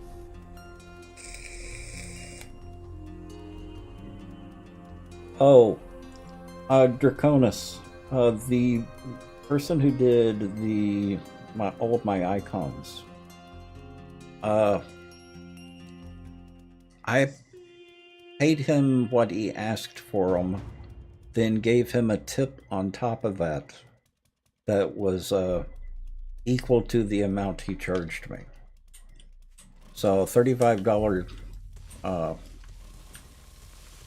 emote, I would pay him $65 for. which is really reasonable. But he doesn't charge enough Yeah. for the work that he does. I don't think any artist does. And because a lot of that is a mindset of probably of not being able to compete. Well, that and they don't charge for the value of their work. And two, people don't want to pay you for the value of their work. Yeah. That's the other side of it. Yeah, it's just artwork. You can give it to me for free. Oh, trust me, I know. Somebody picks up one of my bracelets and they're Mm. like, "You're charging $40 for aluminum?" Oh. Yeah. It's Like, not about the no, material, it's about the time that was invested in making it. Yeah, I said, "No, actually, you're paying for the 300 rings that it took me 12 hours to assemble one at a time." Time. Yep. And how about you just put that down now and walk away? Thank you. Hey, Goodbye. you know, never mind the fact that the sterling silver one over there, or the anodized aluminum, or the anodized titanium, or the No, let's not go there. Have a nice day. Move along. This is not the Move along. chainmail you're looking for. Oh. Like, if you want it cheaper, make it yourself. Well, Orion, the problem with giving away artwork like that, unless you're just giving it to a friend, is that now undermines the value of every other artist that's out there. If you're not charging a fair price for it, then you're devaluing the stuff that everyone else is doing. And making it tough for anybody to make a sale, because you're setting a precedence that, oh, well, that person over there is, they'll only charge me $30. Why won't you? Yeah, can't you do that for exposure? I'll shout you out. Exactly. And I hate that one. Yeah. I'll give you a drop on my... No. Draketh, Sorry. how are you? Yeah. Although this last show I did, I had almost 250 business cards walk off my table. Yeah, and that amazed. is acceptable, Orion. I'm talking about giving away stuff that you would prefer to sell.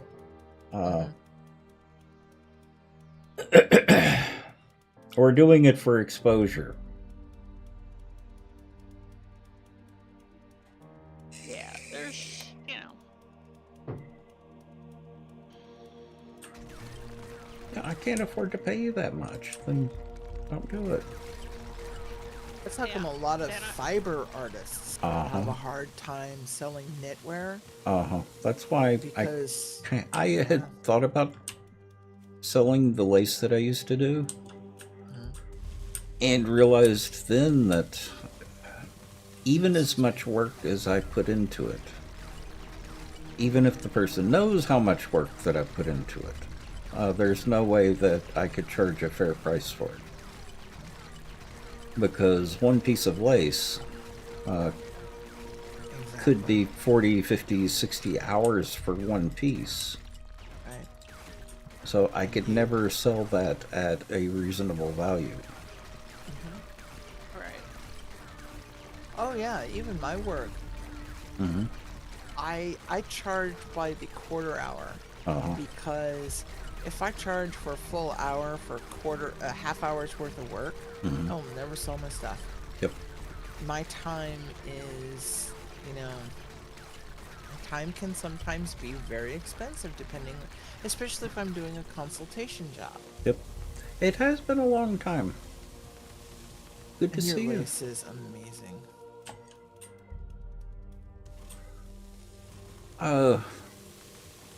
I even checked with a vintage clothing shop. And was going to work with them on doing lace repair. And even they didn't really understand that the amount of work that goes into it. Oh yeah. Well, the christening gown ensemble that you've seen in my handwork channel. I quit clocking hours on that one because it was for family, so it was, you know, way too cold love. now. Yeah.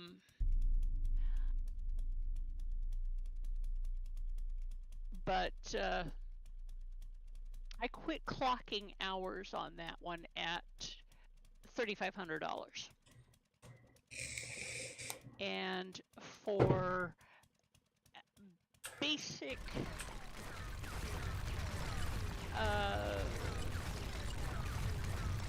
high quality sewing, I charge $40 an hour. Yeah. For fancy work, I charge $100 an hour. Well, the problem with trying to do crochet or any type of lace, you can't really charge an hourly rate. Right. Because it would just be too expensive because of the amount of time that goes into it. There's almost no way to make a living off of a handcraft like crochet. Right. Because you just can't charge a person enough that they would be able to pay for the work that goes into it. And you know that ensemble. I mean, in a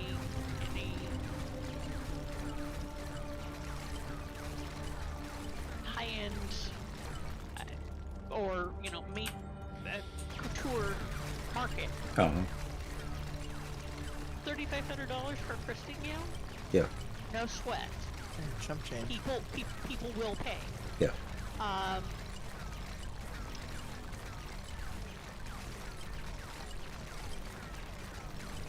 And you know, it was all silk, real pearls.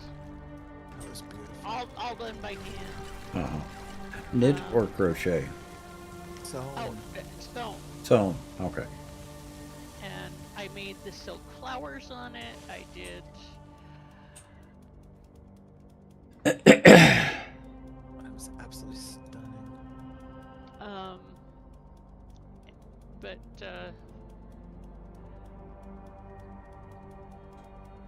you know, it's the, if you look at heirloom quality things like that, then yeah, $3,500. But it's not something that is going to be sustainable on an ongoing basis. Yeah. And that's No, kind of my that's the point. commission work. Yeah, exactly. That's kind of my point. Is Yeah. you just can't make a living off of that. Yeah. The one person I do know of that quote unquote makes a living making sweaters. She does several events a year, or at least the one I know of, and targets that market. Yeah. And then supplements it through the rest of the year teaching, doing repair work, doing custom work. It's all within her field, but it isn't strictly and solely on sweaters and socks and scarves and mitts. Because she's I get the impression you just can't. And as someone who does fiber art, I can get behind that. And places like, you know, Etsy and such, that isn't a market anymore, not for cottage industries. Yeah. Well, and the point that I was trying to make at the beginning, which we got off onto a nice tangent. Because we do that. Yeah. I don't remember what I was going to say now. Something, can't make a living? Yeah, you just can't make a living off of it. If I spent a week on a piece of crochet, so that's 40 hours minimum on a piece of crochet. There's just no way to charge enough in order to make that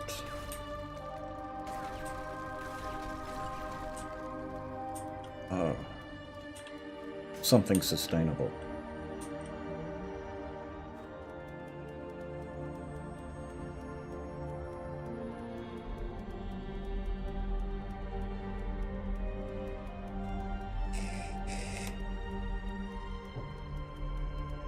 Now, with a knitting machine and just sewing the pieces together, making something simple, you could probably make that sustainable. Maybe. It's still a bit of work. Uh-huh. The person in question, that's what she does. She does 90% of her sweaters on a machine. Yeah. Machines, unless you've used one, the idea people have that machines are cheating and machines make it faster. Yes and no. Uh-huh. If you're doing something simple and straightforward, even in color work, yes, a machine can be a bit faster. But if you're doing any sort of manipulation, lace, cable, anything like that, no, it takes the same amount of time as a traditional knit, two needle work does. And in some cases takes a little longer because you have to manipulate the needles independently. Yep. And then row by row by row. And because the needles are smaller and tighter, a sweater on knitting needles that may have only, say, 300 rows on a machine may have 6. Uh-huh. So there's trade-offs.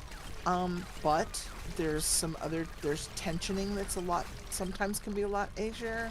There's some, using a machine may be physically easier for someone. I love my machines. Absolutely love my machines. I need to get them set back up so desperately. But there's no such thing as a crochet machine. I you- thought... You can't... No, there's not a crochet machine. How do they make commercial crochet? They don't. It's not crochet. It's designed to look like crochet, but it's not crochet. It's either that or there is a sweatshop that they're using in order to have people actually manually do the crochet. They have not been able to make a crochet machine. Because of the way the stitches are formed. Yep. Yep, exactly. So if you see anything that has machined crochet, it's not true crochet. It is knit that's made to look like crochet.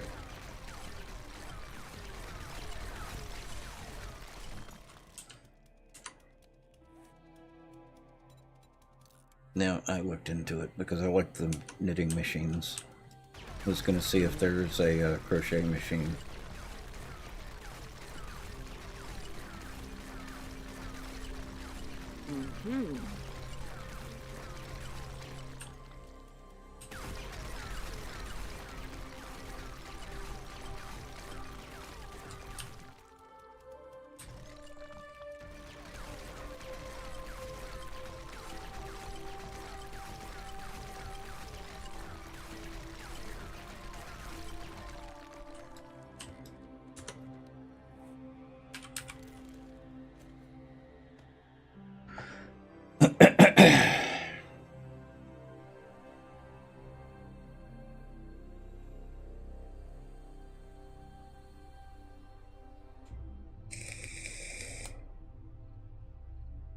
Exactly, Dragon Lord. Well, and with the way the stitches are formed for crochet, you would have a really hard time doing that with a machine. I mean, just trying and getting a machine to do a double crochet or a triple crochet. Of course, with the nature of robotics, I could see that in the next 20, 30 years. It would still be very difficult to do. It's mainly wrapping the yarn around the hook and pulling that through. And while my thing is I think they could conquer that. I just don't think it would be worthwhile to do it. Exactly, the effectiveness and but I think the actual mechanics of it could be conquered. It's just the the necessity of it. Mhm.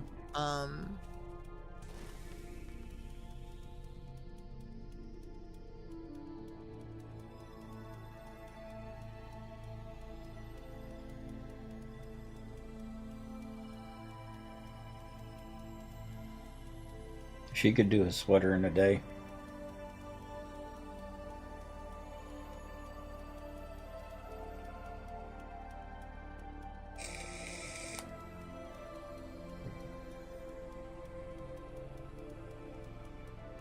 I've Yeah, met those. yeah, it's just not feasible.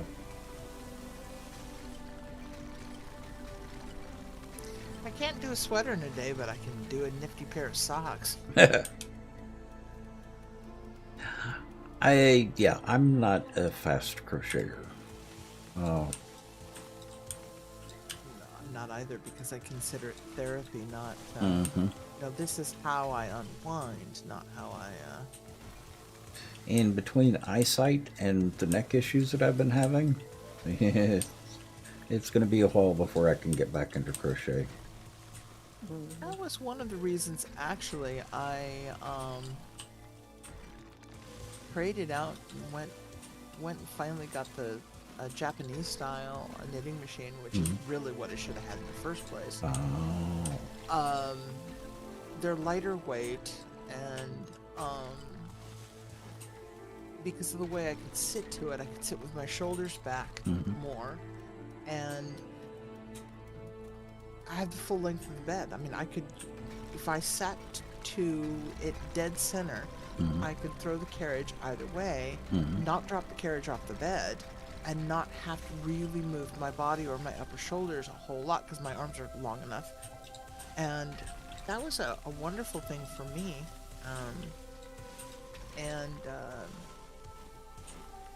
Susan... Well, the other thing I always wanted to do was loom weaving. Oh, we can hook you up on that. Oh yeah.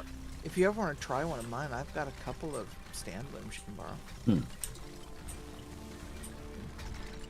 I've got a floor loom that I think I can actually access all pieces of. Except shuttle. But, I got shuttles. I kept all my shuttles because I figured I'd do it again one day. I was willing to let the loom itself go, but the accoutrement and the accessories, which were stupid spendy even 25 years ago, no, they're lovingly kept in a box. And I got the floor looms. Jalapeno. Where's my seam? There it is. Expecting to hand them off to the daughter girl. You've done a cardigan in one day? Wow. Oh, holy cow. Yeah, not Take me. my hat off to you. Of course, if it was just straight knit. Of course, Tex has a lovely squirrel sweater. Oh. Wow, loom I've weaving actually is got fun. a screamer out here. What? Where? Let her scream. Let her scream. Annie's bored. Only if she can help me with the mining. Where is she? She's above me. Oh Yep. gosh, I've seen some weird effects going on over here. Were you here when he had his artifact? Oh, Yeah. I've got a floaty block out here still.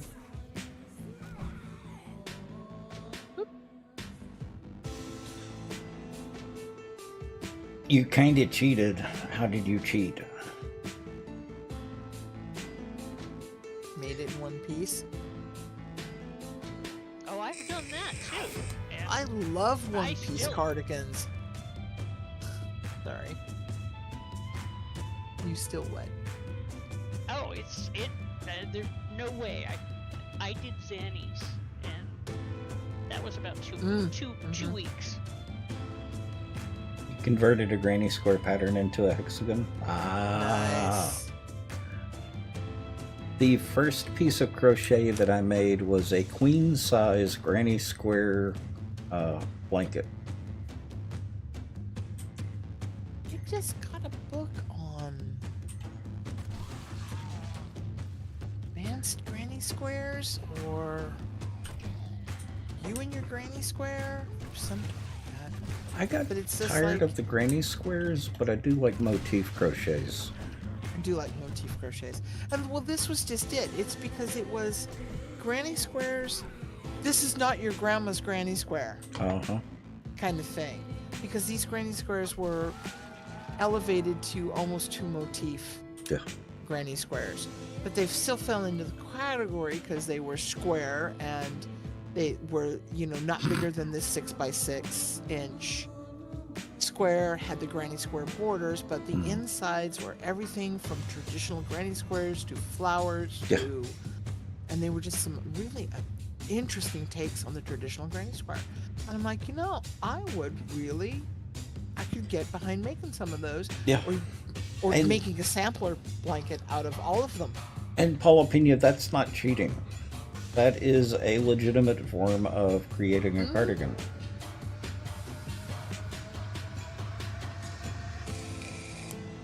I wish I still had them now. I'd ask you and Ben to help me fix it. I've long since stopped trying and I got rid of them.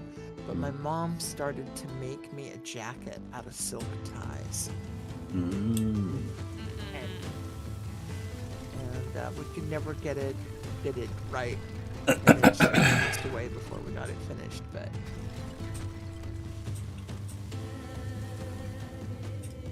the natural narrowing had that tailored look. Mm.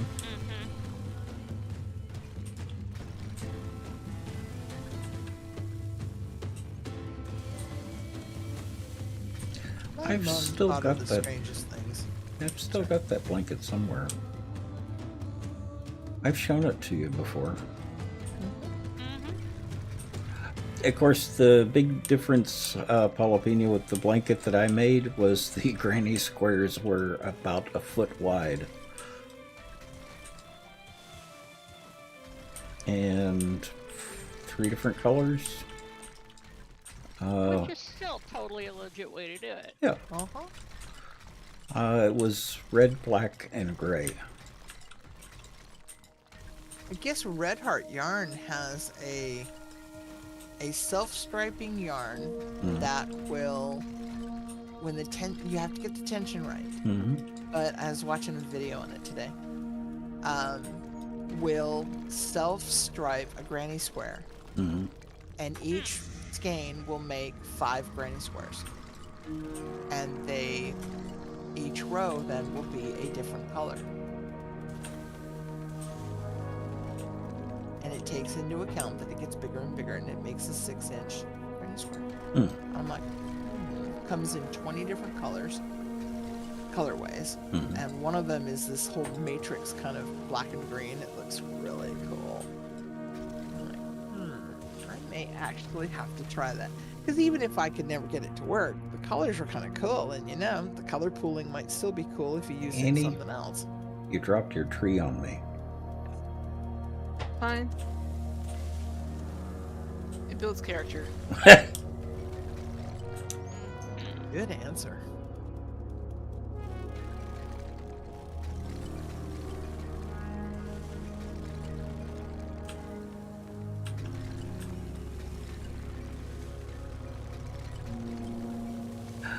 I've got an interesting yarn that I want to try, and it may, even with the neck problems, it may be possible that I can work on it without too much trouble. It's the one that takes the 22 millimeter crochet hook. Oh yes. It is the ultra chunky. Yep.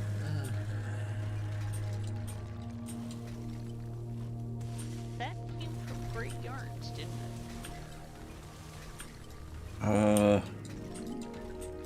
Don't remember the name of the place. The place up north. That doesn't tell me anything. Yeah, I think it was the one on the way to the pop store. Maybe the one up north. Yeah. Yeah.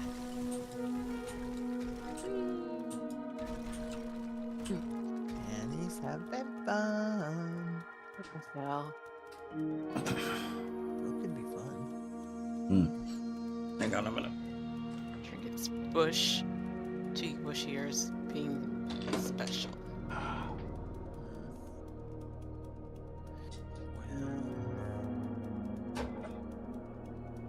you know how it can be.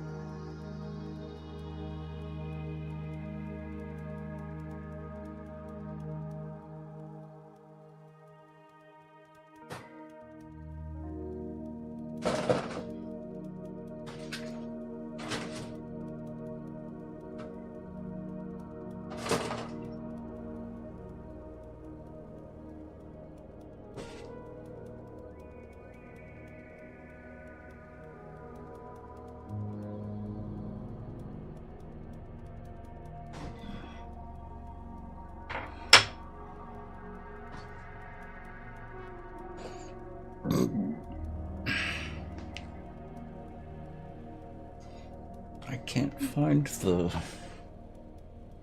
25 millimeter hook. I found a 15 millimeter, but those aren't that uncommon. The 25 was about twice as big as this. Yeah, 25 is an inch. Yeah.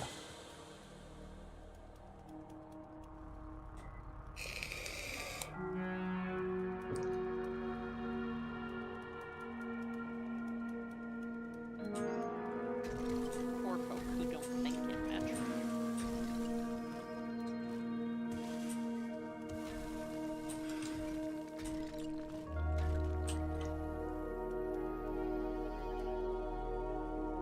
Ooh. Okay. Hang on a minute. Jalapeno posted the blanket in Ooh. Discord. Mm-hmm. Where in Discord?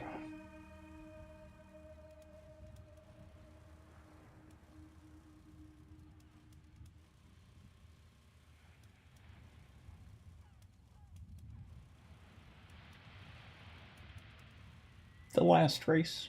How are you?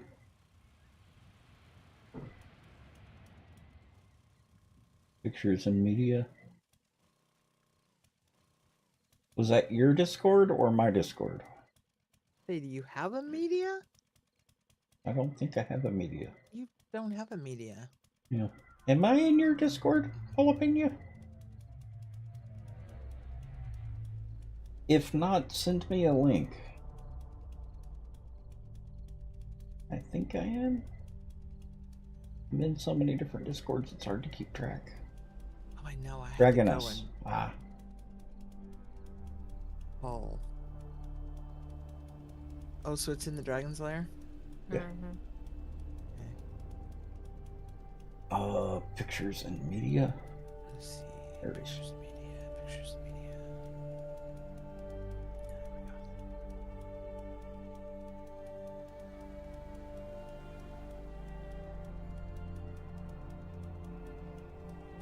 Oh, nice. Yeah, I like that.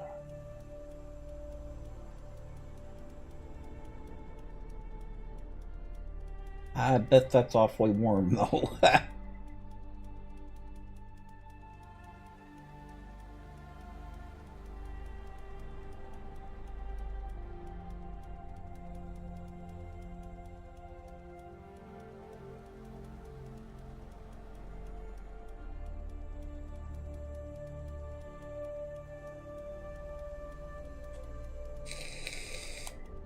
Mhm.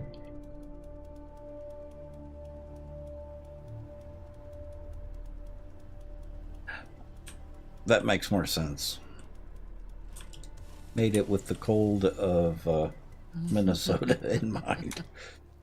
Yeah, it might. Okay, much Yeah, much it. better sense. Yeah, Yeah, it might be big enough then, or thick enough then. exactly. We don't get that kind of cold very often. No. Asian, not very often. Yeah. Not even as often as promised. You're so salty about that, huh? Oh, Hey, you got some. It got pretty Yeah. bitey. but it wasn't wet. At least not that wet. It's only February. Give it a minute. So impatient. Then when he actually gets the deluge, he'll go, "Why the hell did I move up here?" Well, Well, the big difference is I don't have to go outside. I don't have to go to work. That's true. That's true. There's So, a whole different mindset when you work yeah. at home. I can just sit back and enjoy it now. Yeah. That's it for me too, in a way. You know, people are like, "Oh my God, you got a 24/7 job? 24/7, 365. If I'm at home, I'm at work." Yep. and they're like, "That must be-" When I was working in the banking industry, I was on call 24/7. Yeah. 'Cause I'm on call 24/7. If I'm at home, I'm at work. Uh-huh. And they're like, "That must be absolutely horrible." And I'm like, "No, it really isn't." Because it's one of those jobs where you'll have 2 or 3 days that are like people are on the door, on the phone, whatever, like every 10 minutes. Uh-huh. And then you'll go for 2 or 3 months with just people occasionally stopping by and going, "Yeah, blah, yeah, Yep. blah." And then you'll get slammed for a day or so, and then you've got this long. Just think of it as like the glorified, 4 days on, 5 days off. It's like- and they're like, "Oh, okay. Now how much you get paid for that?" "Oh, paid? No, we didn't negotiate no payment terms." Uh-huh. Man, you must love your job if you do it for free. Well, it's not exactly for free either. Yeah, well, for all practical purposes, it is. Yeah, true. Well, you consider the difference, the price difference between a 1-bedroom and a 2-bedroom apartment in Seattle now. Uh-huh. And, Yeah, but and that extra room becomes worth a chunk. yeah, but that's kind of apples and oranges, because within the ecosystem I live in, they make no differential. Because it's all based on your income, no matter what kind of unit you live in. Hmm. That was the big thing over at Paramount, because out of 74 units, there was only like 15 or 20 that were 1-bedroom units. Everything else was a studio. So people didn't move. It's like, "Oh, well, we'll move you over here and, into a brand new upgraded unit. Can you guarantee me a 1-bedroom apartment?" "Nope." "Then I ain't moving. Have a nice day." Because, it ain't going to change my rent. My rent stays the same no matter what kind of unit I'm in. Yeah. So I want my 1-bedroom. Have a nice day. I get that, Now, I think that's about the only building that the ratio is that hard on. Most of the buildings are 1-bedrooms Night all the way Raven, across the how board. are you?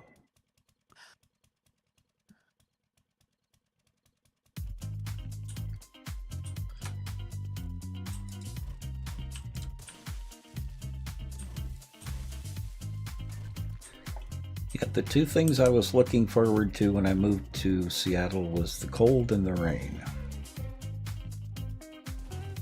The cold, On both. yeah, the cold is optional. It's mainly the rain that I was looking forward to. Because Jerry was big on rain. And it seems like we do have actually a little less than we used to. On a consistent basis. The thing I miss the most is because where I'm at and the overhangs, I can't hear it. Even when it does rain, I can't hear it against the window.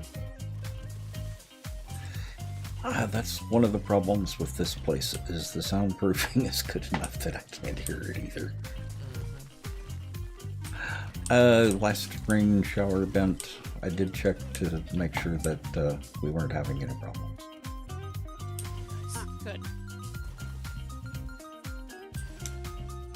But we also recently had someone out to do the gutters. Yeah, well, I was going to say, because your next door neighbors had way too much wet in their garage. That may be a different issue, though. Well, no, because they had it, a section of the gutter in front of their balcony was pouring off water when I left your place one day.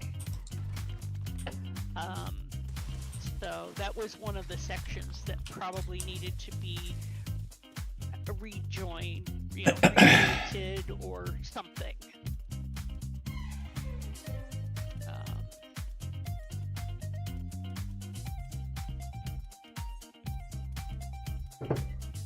I definitely moved to the right place for a not hot, wet time. And the one thing that I have always missed about Texas had one thing going for it. Warm summer rains. That is Florida's only redeeming value. Uh-huh. Yeah, but the scary thing is, I can go to Manila cheaper than I can go to Florida. Yep. That is true. And get just as warm, pleasant rain. Without the politics. Yeah, I wouldn't go that warmer. far. Warmer. Warmer. Pleasant, And no. Yeah, and I wouldn't go that far in the politics. Well, Yeah, 'cause probably it was- still better than Florida. Because I hear about Florida men, or the Florida criminals, but I never hear about the Manila. Well, true. Of course, Manila the local Manila dictator keeps them all under. True, very true. No, I apparently, when we got there, they just changed presidents.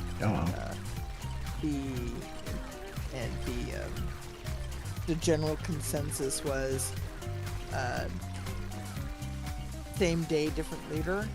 But at least he had broken up a cartel, put people in jail, and while he might not be the best person for the job, he did do some of the things he said he was going to do. Let's see what happens a year from now. Because he was literally, I guess he'd been in office less than a month. Yeah, it's like, I mean, as long as Trump had just come into office was coming into office when we were there. And because we got the same questions back. It's like, well, what do you think about your new incoming president? Too early to say. I was nice to be able to just say, I don't know enough about what's going on right now. I've been away for a bit. I could stretch the truth because I really didn't want to discuss my political views anyway. But, or just said, I don't really discuss political views, and left it at that. Most people were really okay with that.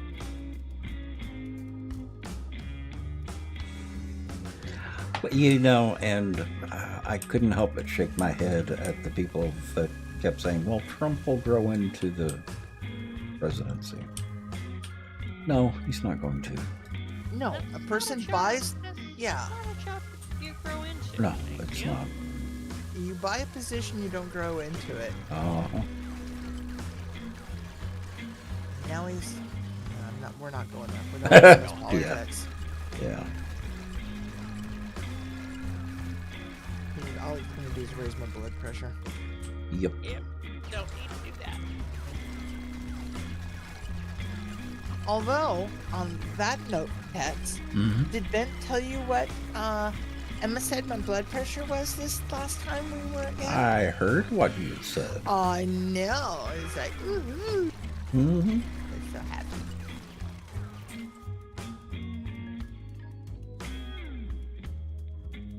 I almost went back to Einstein's just for a treat.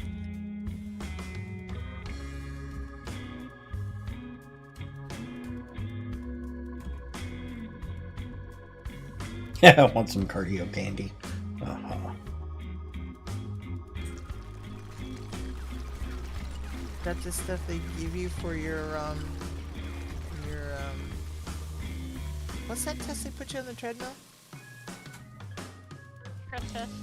Yeah, is that the stuff they give you for your stress test?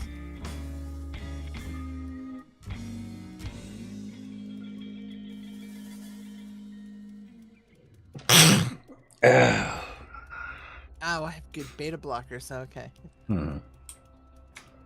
Yeah, Terry was on beta blockers and a blood thinner. He was on 3 different heart medications. I think I'm on a blood thinner. I don't remember. No, I don't think you are. No, not a blood thinner. On a I'm on a something. I don't think you're on a beta blocker either. No, I'm not. Oh no, I know I'm not on that. And Come on he now. had some nitroglycerin. Definitely not on that. No, oh well, it'll come to me someday. Yeah. Well, what was odd with him was he was put on a heart monitor twice. The first time for 2 weeks, they never detected any problems. Then the second time for a month, Wow. and they still never detected any problems. Well, I was kind of surprised when I went in to do my stress test. Mhm. This last one, I assumed they were going to do it like they'd done the other ones. They, tall, chunky comes in with walking with a cane. They're, oh, we're not going to put you on a treadmill. We're going to put you on this bench, put an IV in you. And we're going to inject some stuff. It's going to make your heart rate. You're going to feel kind of funny, and you're going to be okay. And we're going to do this test, and you'll be fine. Mm-hmm. Okay, fine. And I tell you, I'd rather walk on a treadmill any day of the week. Yeah. That stuff feels weird. It's like getting a contrast injection. It just feels weird. And so I asked her where she wanted me to lay down because there was no couch there. And she says, "You're gonna walk on a treadmill." Like, oh, you're not gonna give me an injection? She says that's a different kind of stress test. Oh. Okay. We did the stress. We did the treadmill. Mm-hmm. I came out in flying colors, and boy, I tell you, I got that 4.1 down for a minute. I'm like, get me off this thing now. You okay? I'm like, no, I'm not. She laid me down. She says, okay, why did you stop the test? Did your chest hurt? I said, no, my knee's blown out.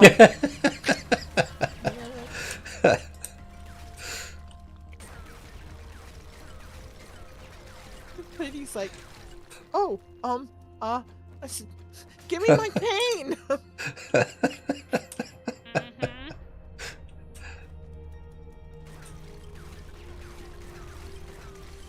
Because the person who sent me up for the test wasn't the person who gave me the test. And she didn't see my cane sitting behind the tray. But I actually flew out with flying colors. I mean, the doc was seriously impressed. Oh, and Emma sent me back for a follow-up with her, so we'll probably be seeing her in a couple of weeks. Because I have to have my annuals done. This is a nice lady. I think she's Elle's cardio as well, if I'm not mistaken. Might be. In the pavilion? No, she's up on 212. He saw one there. Oh, but that's not his regular. No, Oh, the guy there was one that we fired because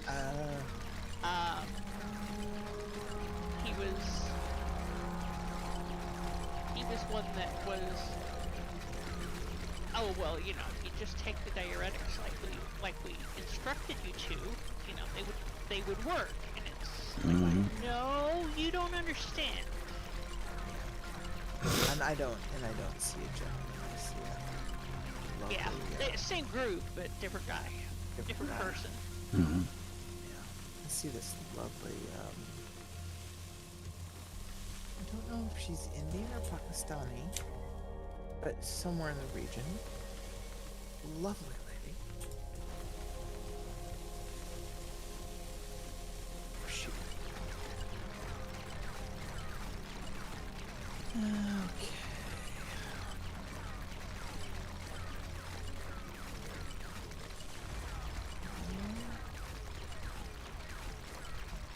How does about 6 stacks of iron sound?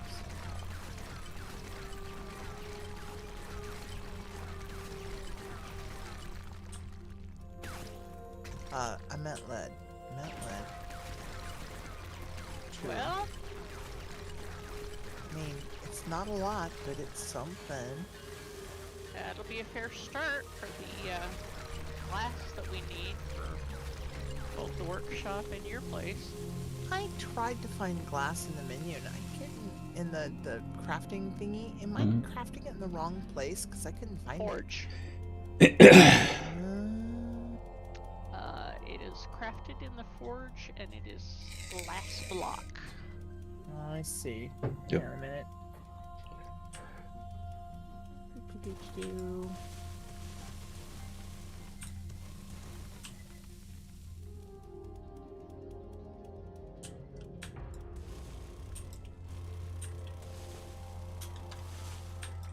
There we go. That's it. I wanted more. Well.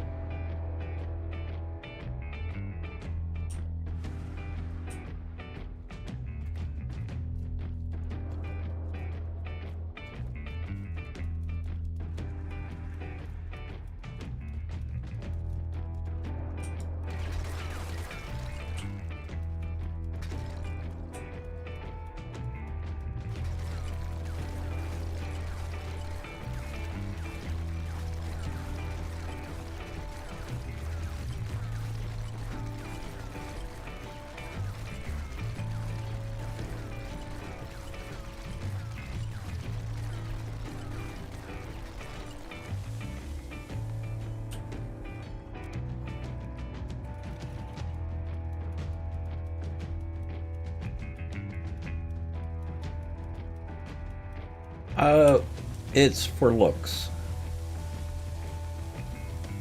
Because when you're coming out of the castle here, you can see this ground here.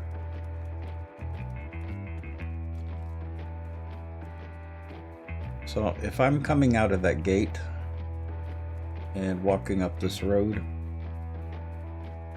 before I started that, it was just a wall there, a dirt wall that looked horrible. And I think this looks a lot better. It's like the area over here. This looks infinitely better than it did.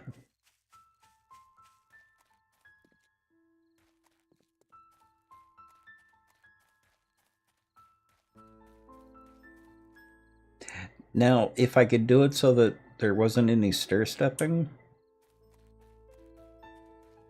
like this spot here, if I could make that smooth, I would jump on that in a heartbeat. But it still looks a lot better than it did.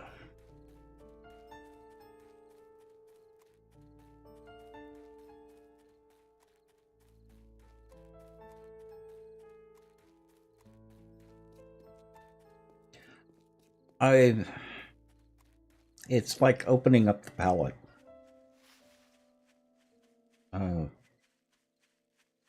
Gives you a much bigger palette to work with, even though you don't have any more space than what you started with.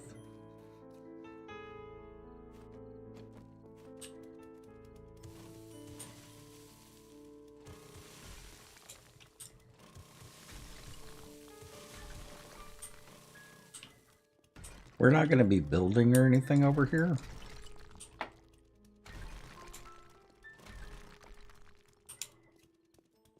Yeah, there's still something wrong here.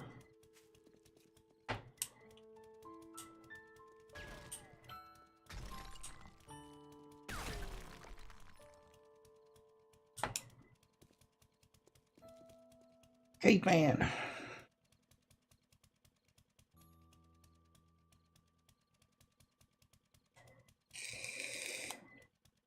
Well, honestly, Caveman, if we still had a grass texture that we could paint, I would have just put blocks out there and painted it the color of grass.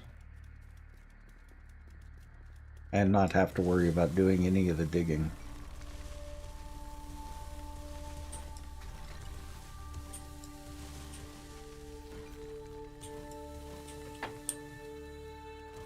But no, they took the grass texture away. You can't paint grass.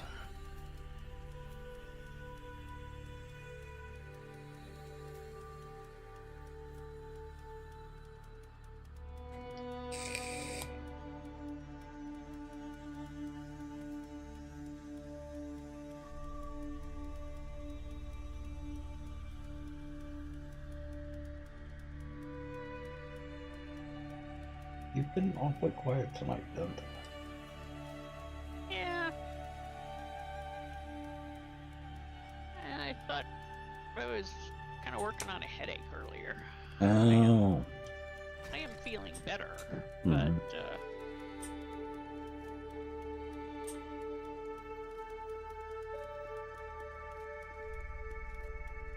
yeah, I wasn't sure how well I was gonna do tonight.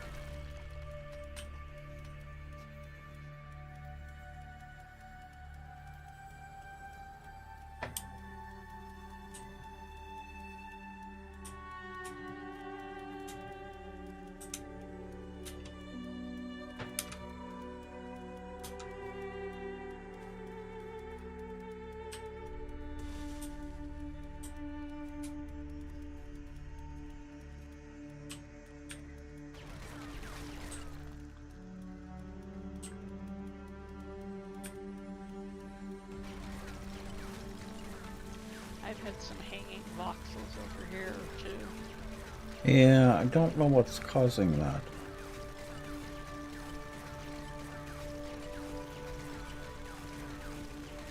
Are you doing demolition over there as well? Yeah. Okay. Another diggy hole. I wonder if it's conflict between the two.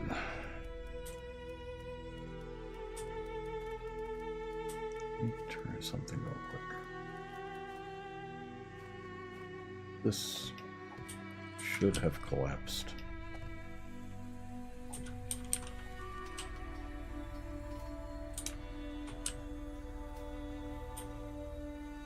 Yeah, I'm not getting proper block updates.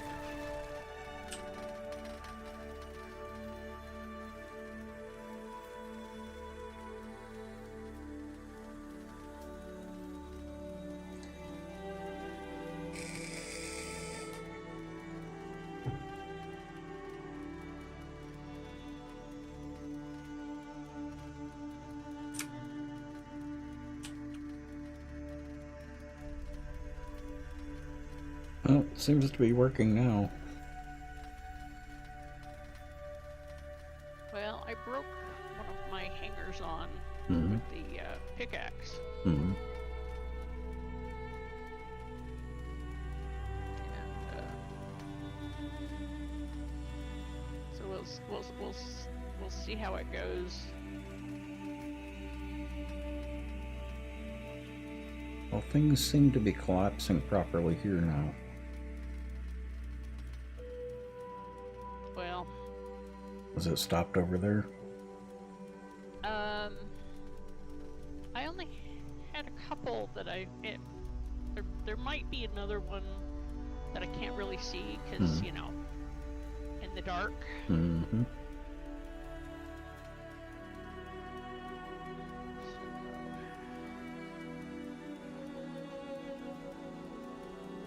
Yep, that one fell.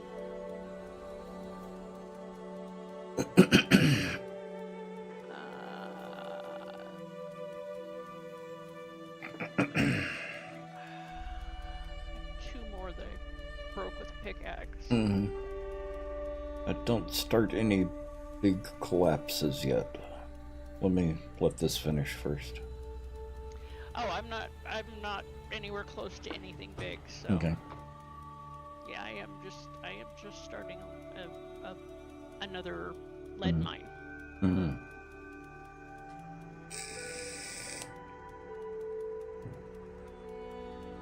Kind of like a follow mine. Kinda.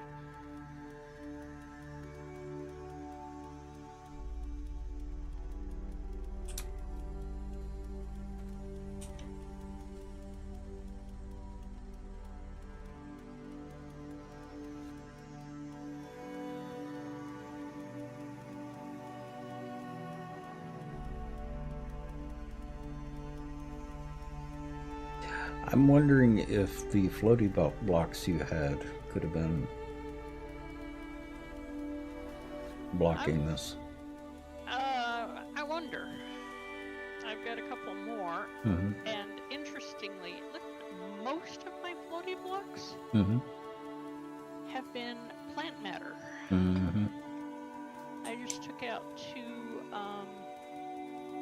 of the twiggy bushes Mm-hmm. that were Okay, that's better. That were. hanging. Mm-hmm. So Was Twiggy associated with what's his name? The artist. Campbell Soup. Andy Warhol. Andy Warhol. I'm not sure. Or was she just an actress? Well, she was a model. She started out as a. I think she was under contract to Elle.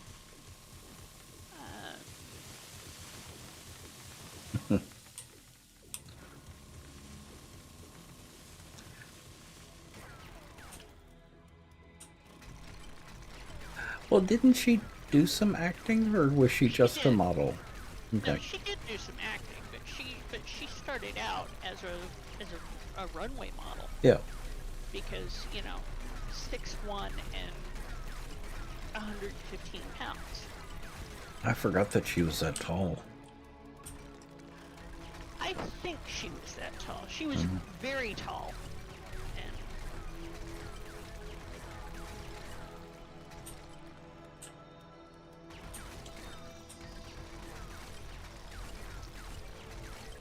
I don't know if people in my chat remember who Twiggy was.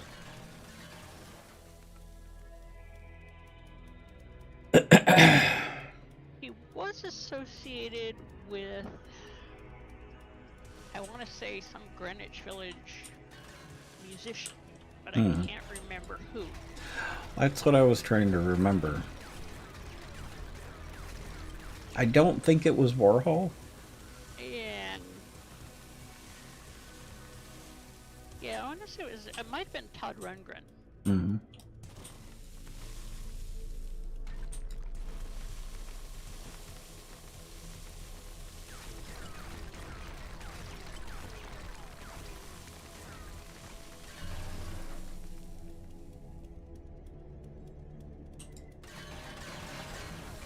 I don't remember her being in the Blues Brothers.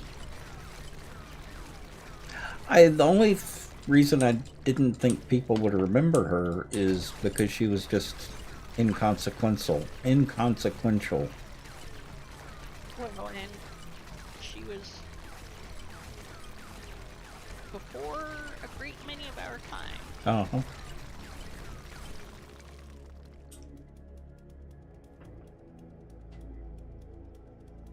Yeah, 60s, early 70s. She was in the Blues Brothers? Huh.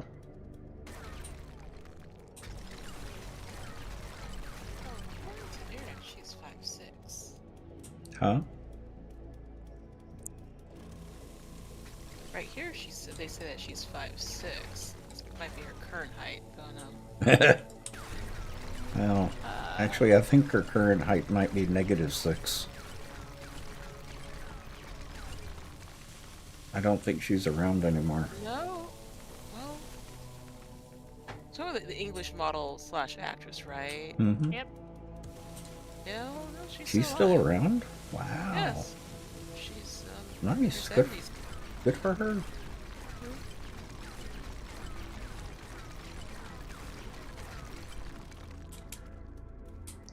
Well, maybe it was just that her BMI was so extremely low Oh. that because that was,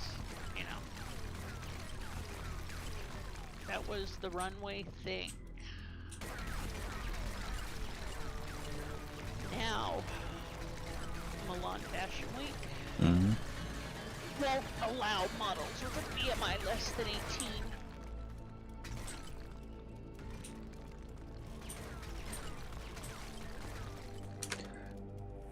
Because that is anorexic level unhealthy. Uh-huh. Exactly, Sebicus.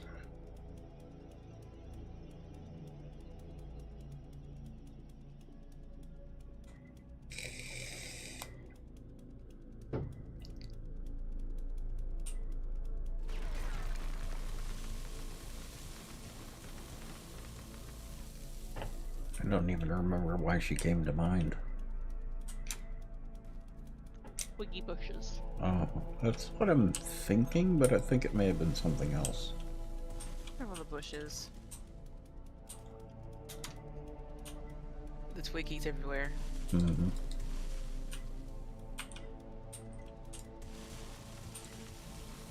Anyway, be right back.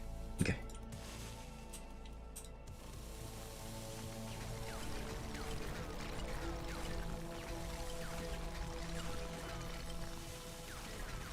From what I remember, though, she was much nicer than Kate Moss.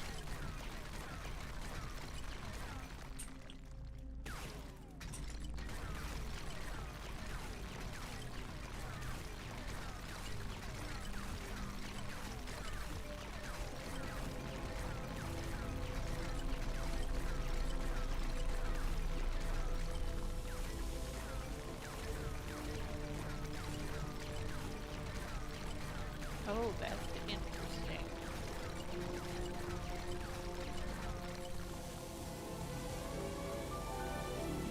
Couple of blocks. Squirrel! You know how the trees occasionally do the cartwheel? Uh-huh. I just had a couple of grass blocks do that. And cartwheel, you know, several blocks away from where I'm chopping them. So, yeah, there is definitely something afoot. Yeah, there is. You met your wife via IRC? Really? Wow.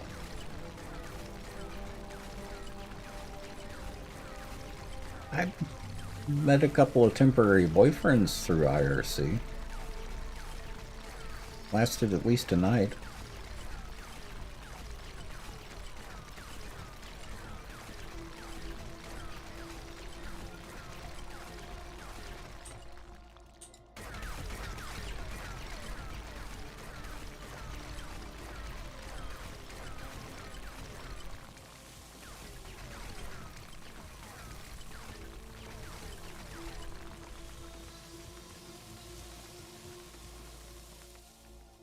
I've actually met more regular friends through IRC than anything romantic.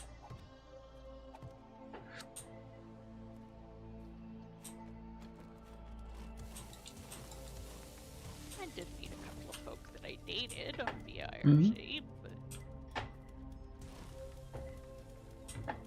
Actually, that's where TextCub comes from.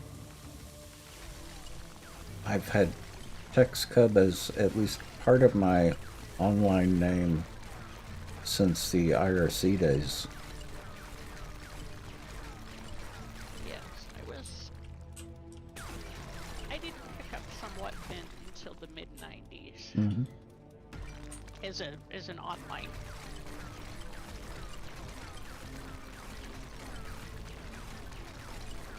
Of course, we had internet before the web was a graphical interface, or had a graphical interface. People tend to not know or forget that the web used to be text only.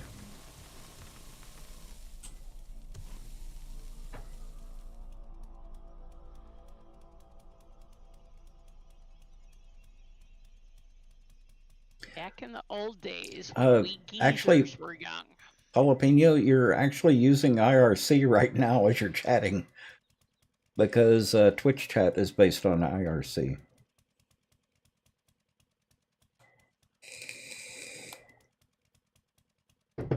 Gopher and Veronica. Oh God, I haven't heard a gopher referred to in a couple of decades.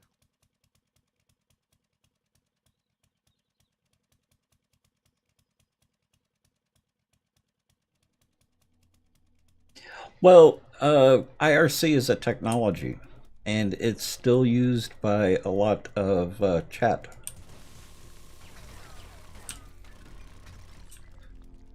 So the tech is still being used. They're privately run IRC servers. But yeah, it's the same thing.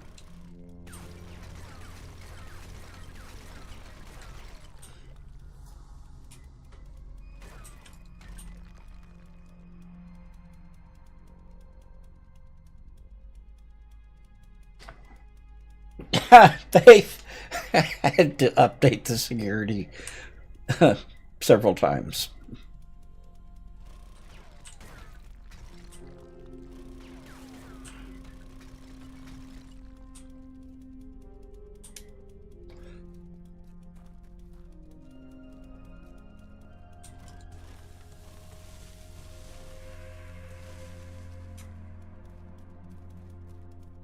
You might even be able to set up your own IRC server still.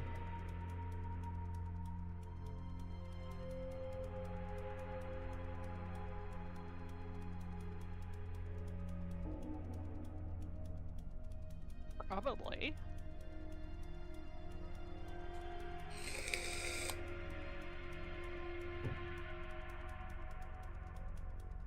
Probably depends on how paranoid you are about security.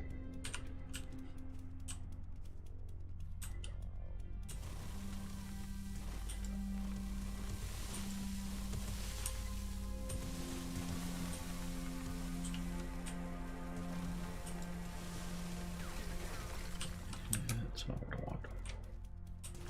I want that.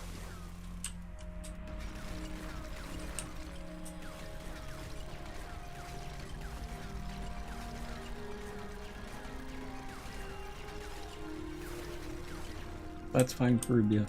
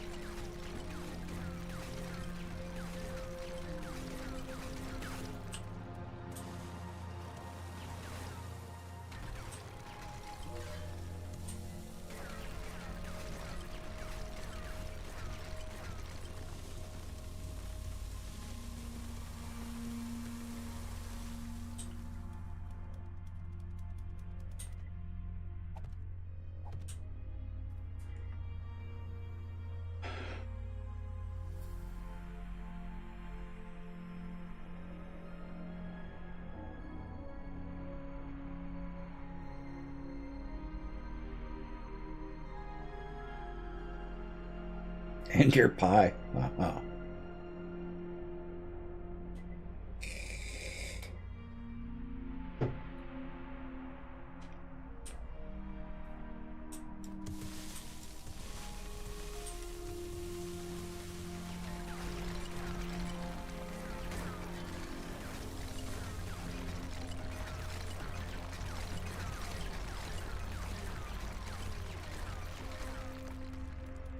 Pie sounds delicious.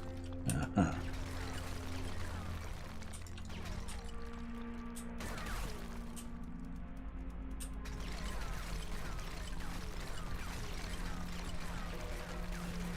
Yeah, well, the thing with pie is just make sure you don't bite off more than you can chew.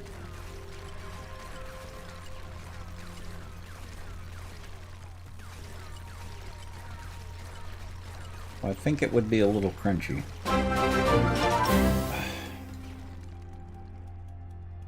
Celtic Lady, welcome! And thank you for the raid. How was your stream today?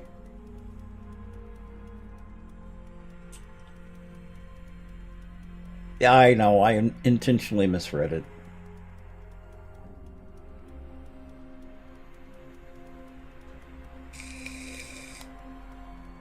Very short. Why was it short? And I thought you were on earlier in the day. So, is it you that I watched earlier or someone else?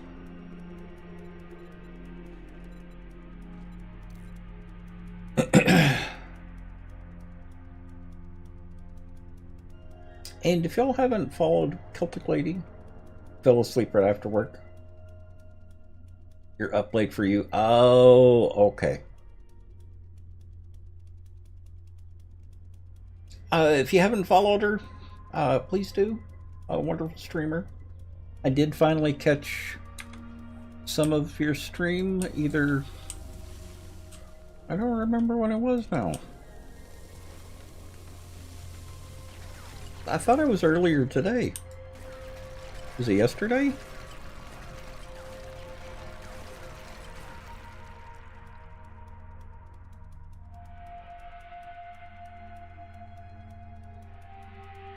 Yeah, it might have been yesterday.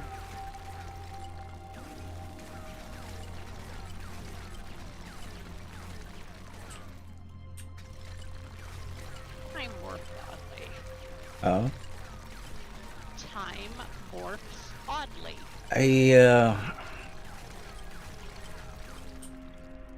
And I haven't been sleeping that well, so my mind is very distractible right now.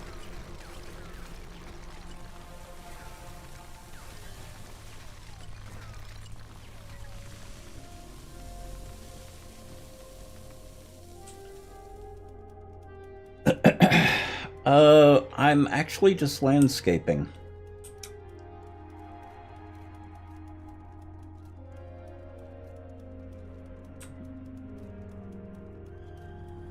This used to be just a vertical wall. I'm kind of sculpting out the wall.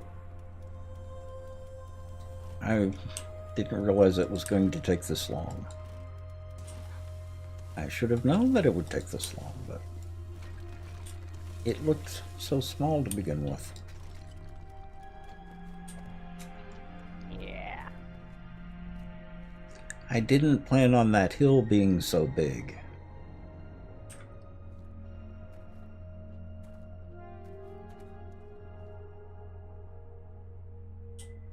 A little bit, yeah.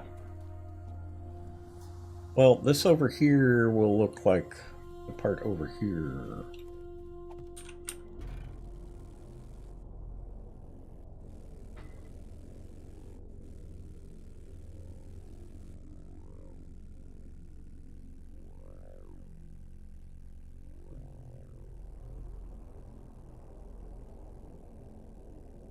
It's going to look like this.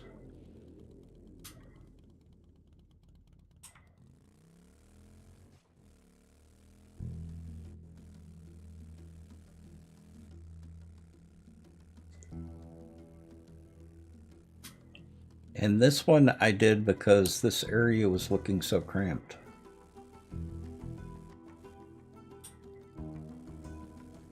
So it really opens up the area that we're working in.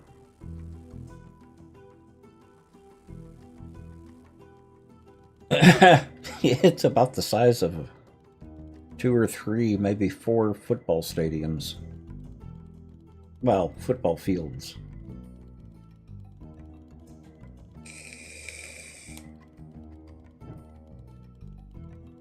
Exactly. Because I didn't like coming out of the gate here and facing a blank wall there. Aesthetics are important.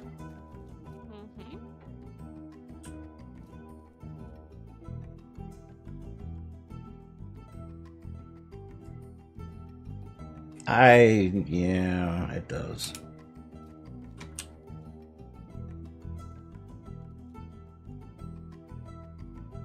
That's what it used to look like. Or something like that. And it makes the place look cramped. So I'm alleviating the cramp. Hey guys. Hmm? I'm gonna jet. I gotta take care of something. Okay. Okay. I'll take you guys later. Okay. Have a good Night, night. chat. Ping me in the morning and we'll get your hair done. Okie doke. Thanks. Okay. Bye. Bye.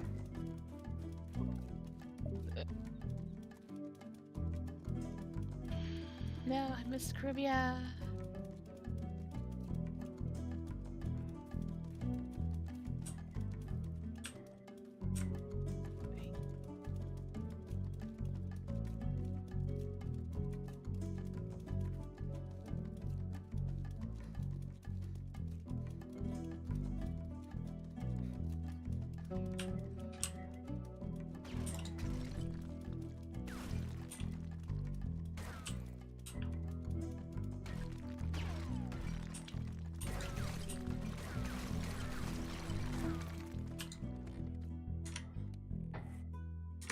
Oop, I'm out of gas. There still should be like several stacks. Yeah, there are.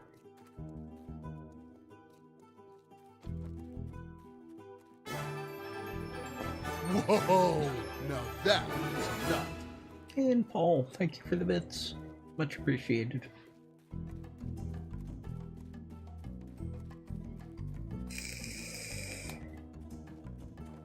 Just happened to find them, huh?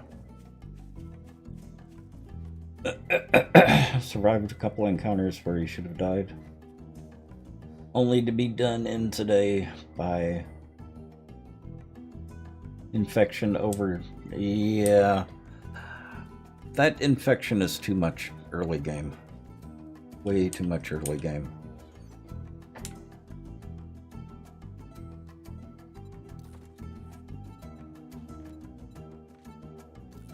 And there's absolutely no defense against it.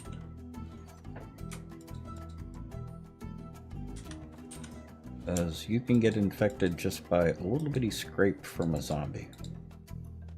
Or worse, a bird. The zombies look at you is enough to get the sick.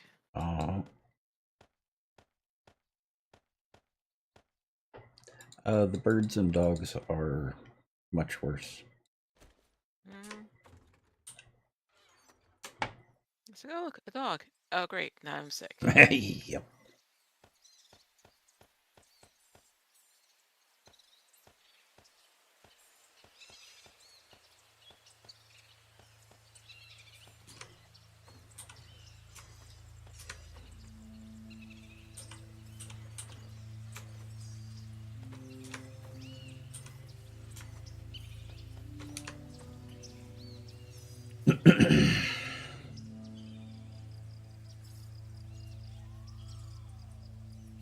Yeah, the dogs are terrible. I used to play hardcore.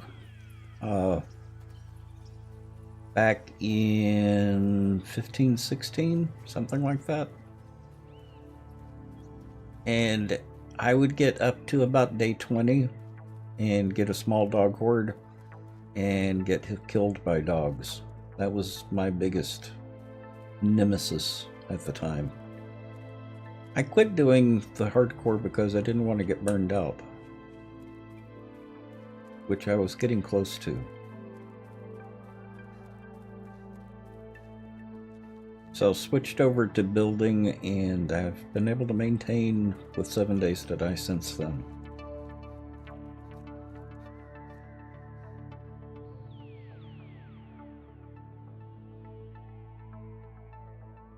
Exactly, caveman.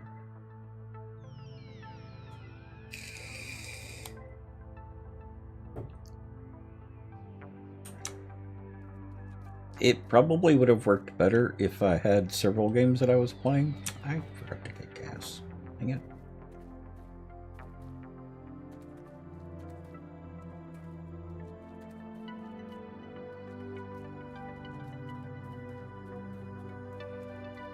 Yeah, so did you tick over the meter tonight?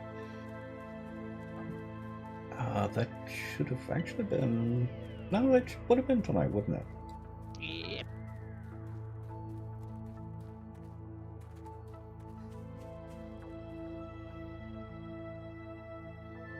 13997. Yeah. It's not going to update until I actually exit the game.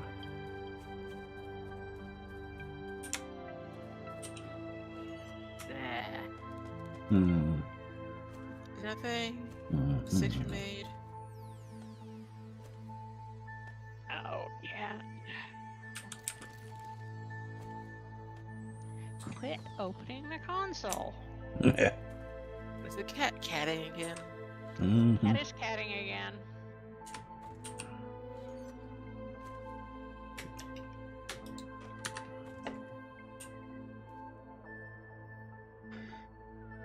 Uh, 2928.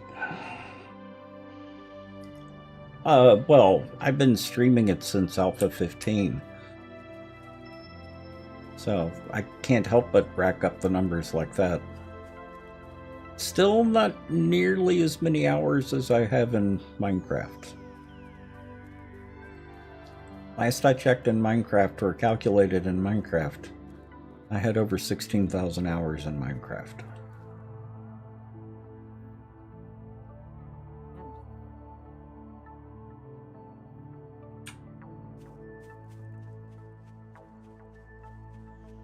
True. Very true. It is the OG. And my numbers are probably low compared to some other streamers. as far as Minecraft is concerned.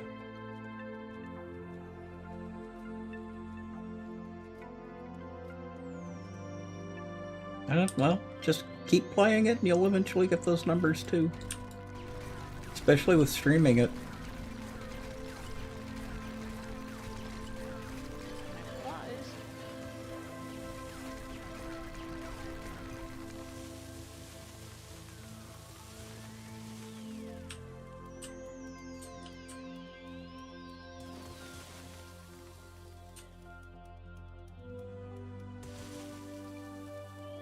Yeah, time tends to have that effect. I feel pretty good at nearly 3K for a weekend warrior type streamer. Aha. As long as you're having fun. Fun is the key. And having a good community.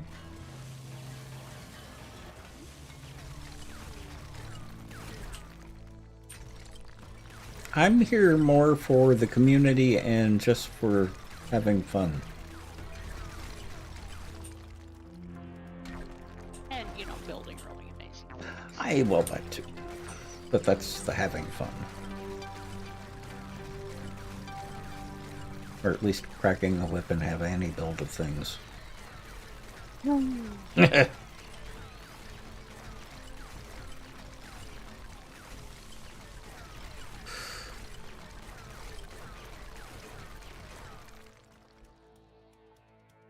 Exactly.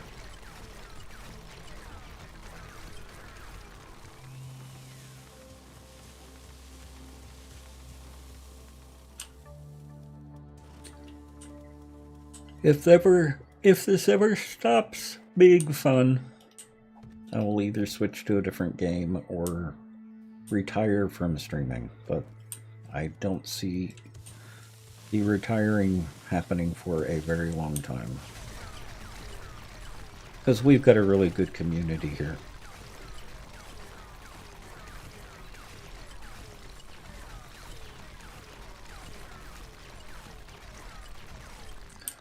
Oh, and I'm including 90% of the 7 Days to Die streamers and viewers in that.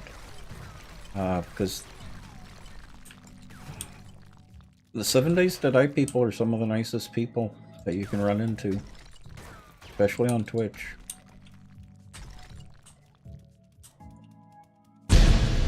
Nut check! Yep, we're good. And Paul, thank you for the gift sub. Draconis. Exactly, Draconis. And including Celtic Lady. Like I said, go follow Celtic Lady. Another really good 7 Days to Die streamer.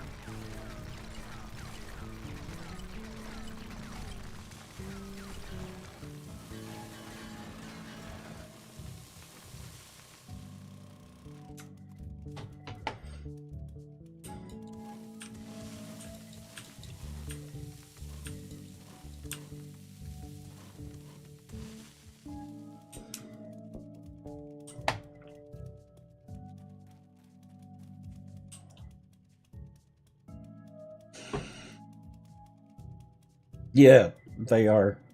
A lot of the community, too. When I first started streaming 7 Days to Die, I had been streaming Minecraft.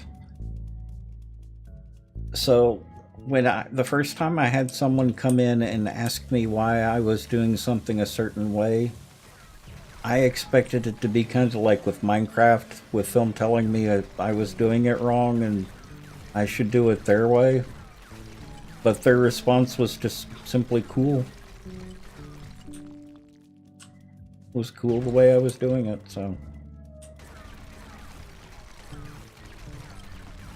I had never run into that in playing Minecraft.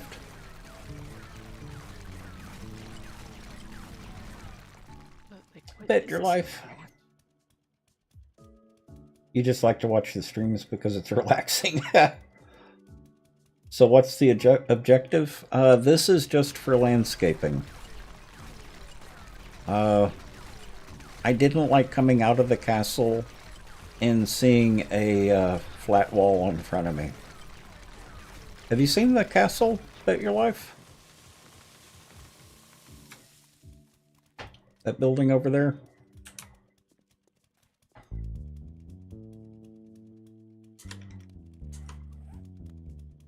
The objective for the game is just to survive. To go as long as you can. Every 7 days you get a horde of zombies that will attack you throughout the night. And it's just a matter of surviving. There's no end game. It's just a open sandbox.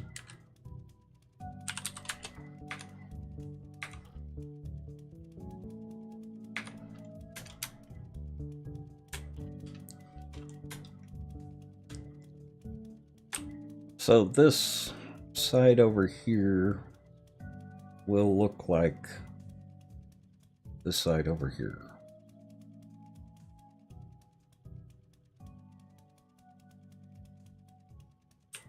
It's just to avoid a vertical wall. So that pushes it back. It also makes this seem a lot more open. This is the castle we're working on. Annie's doing most of the work right now while I do the landscaping.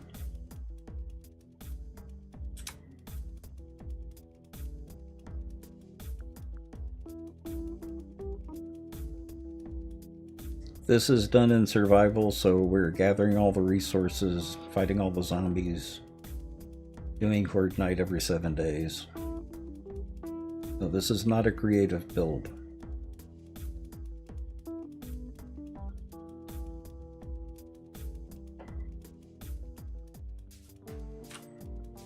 And the interior... We do not talk about water in this game. Ha! Yeah... If you want to make a boat with water, go to Minecraft. Yep, water is completely broken in this. Imminent.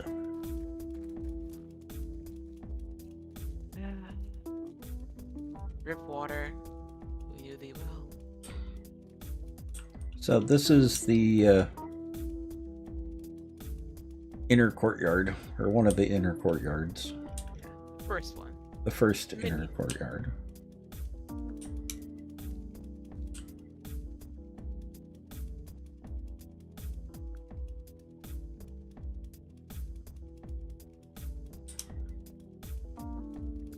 This will be a small alcove, and this will be the central courtyard. Technically, this is the first floor. This is the basement down here. IRL, this is dirt. It was do something like that or fill it in completely. And this is technically the front of the castle out here.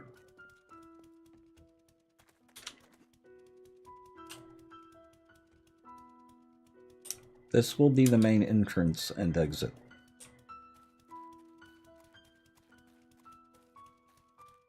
But we'll have gardens out here. This is the main gardens here and just outside the gate, the bridge out there. Small fountain here.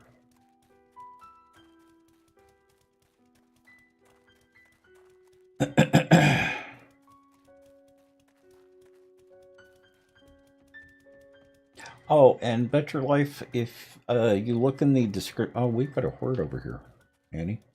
What? Oh gosh. Like 15 zombies.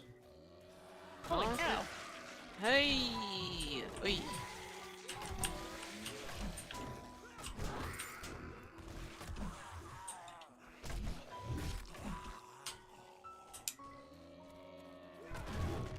Oi!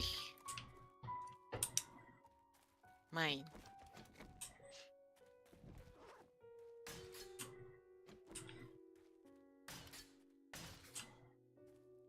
How rude. I know.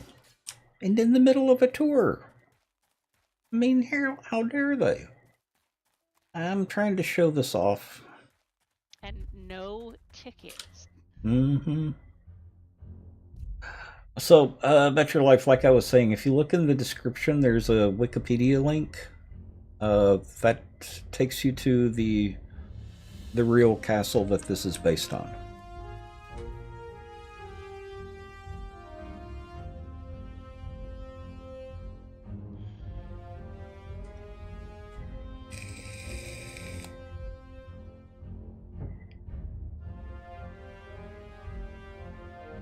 No, this isn't the type of castle that would have a moat.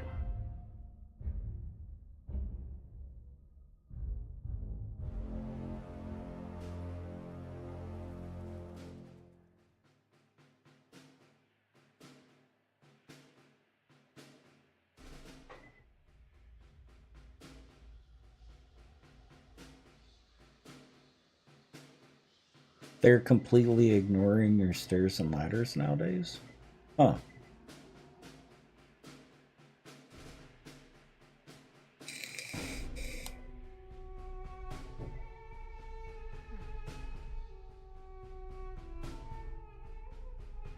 Well, and Eminent, yes, it is creative, but it's not being done in creative. Arctic.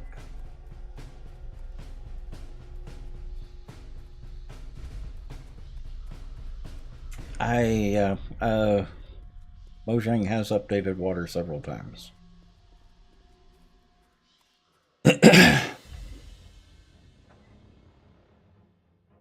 Even recently, they updated water. Mm-hmm. Still works better than what's going on over here, though. Yep. They should just call Mojang and ask them, hey, how do you work on water? Tell us your secrets.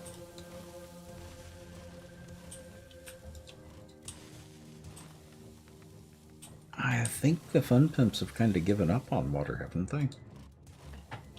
They need to fix it, because it's just it hurts very hard in my soul. Oh, that's because it's messy. Can't do anything with the water in this game. No. This sits there and just looks at you.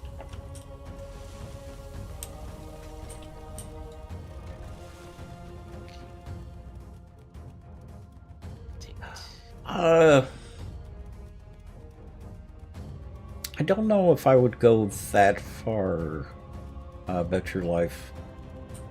The thing that I like about building in 7 Days to Die over Minecraft is there's a look of realism with 7 Days to Die that you never really get with Minecraft. Minecraft always has a slight cartoonish look to it, or any build you do. And you can't get the fine details in Minecraft that you can get in 7 Days to Die. Because completely different set of blocks. And the scale. Yeah. And a completely different scale. I miss Carpenter's blocks in Minecraft. They were terrible. They caused all kinds of lag. But they looked really nice.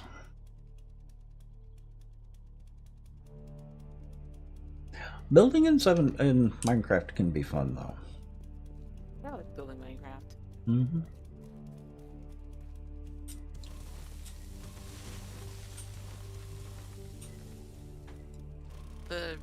The resource gathering is a little trickier because you can't dig straight down because lava. Yeah. Well, and with the latest versions of Minecraft, you've got caves everywhere. Oh no. Oh. It's Minecraft, not aircraft or cavecraft. Or even Ravinecraft. So mines, some sorts. Mm-hmm.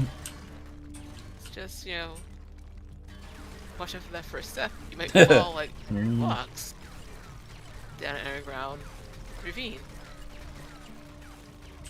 They did not know that was there until it was too late. It's fine. It's all fine. I do like that they changed the bedrock limit and the build limit in Minecraft.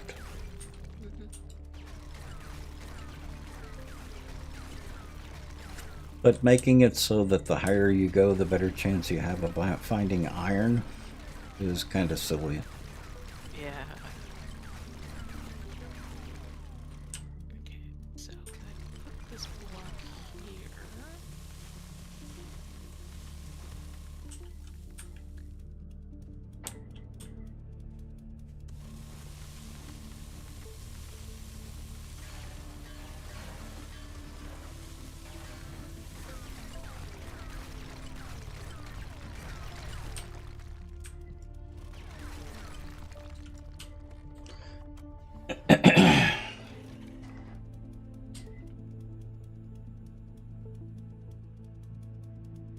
So crazy, including the caves? Yeah, exactly.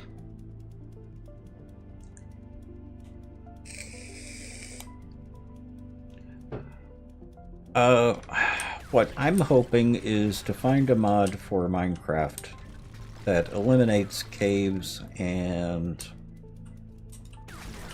completely fills in the ground.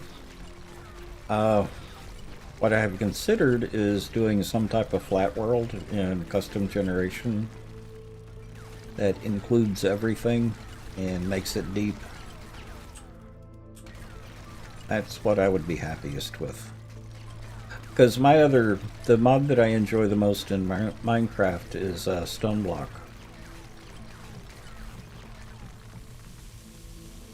I just wish that they would update Stone Block to the recent version of Minecraft.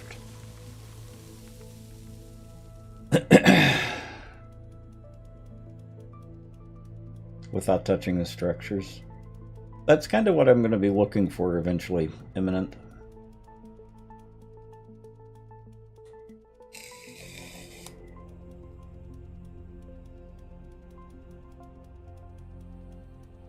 Yeah, but I kind of like the spelunking aspect of Minecraft now. Mm-hmm.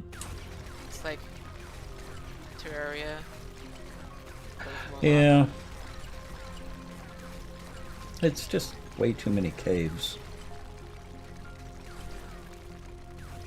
I mean, you dig out 2 blocks and you're in a new cave. When you get that in your face.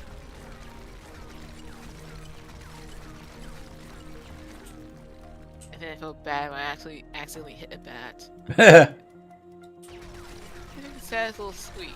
Oh. Really, really bad.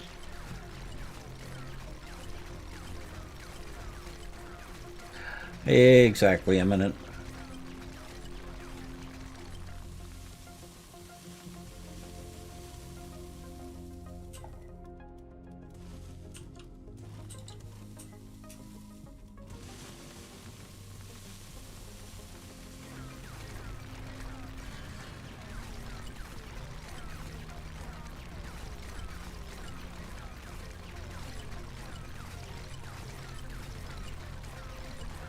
One gripe with crown molding is that it doesn't change textures when you upgrade it. Mm-hmm. The molding I'm using, it stays the same color Oh. no matter what level of reinforced it is, so can't tell if I upgraded something or not.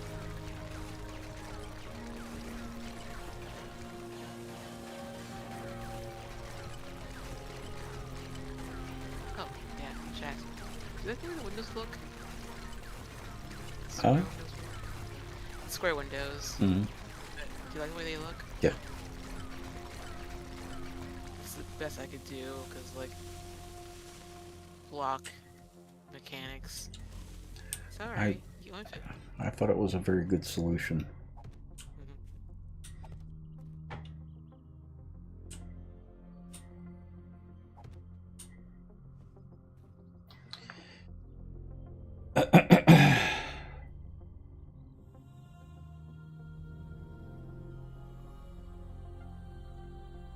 Just to make your farms efficient, yeah.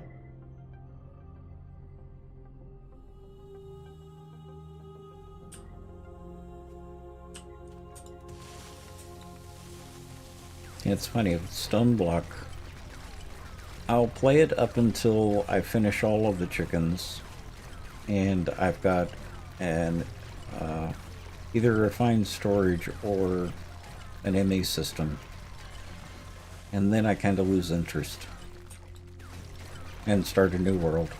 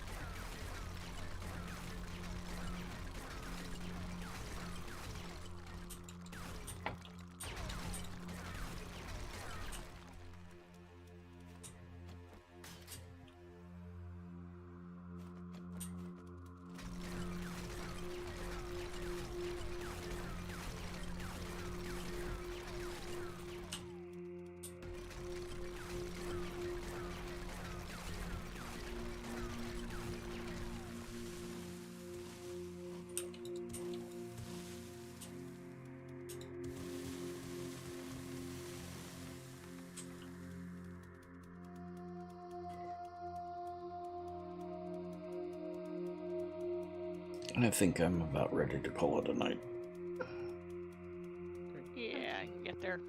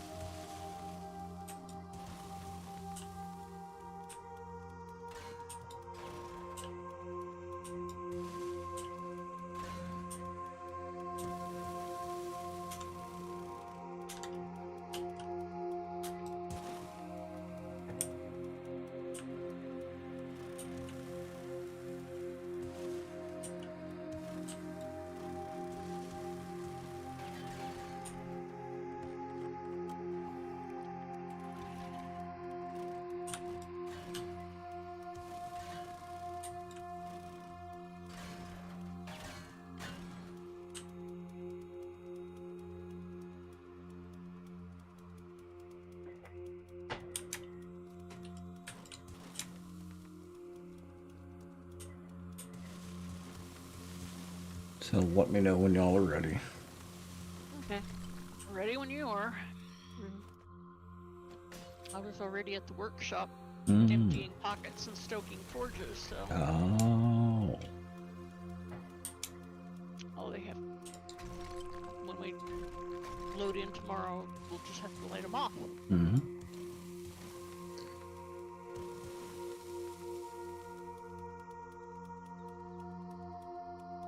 Vermy, how are you? We're actually just getting ready to call it a night.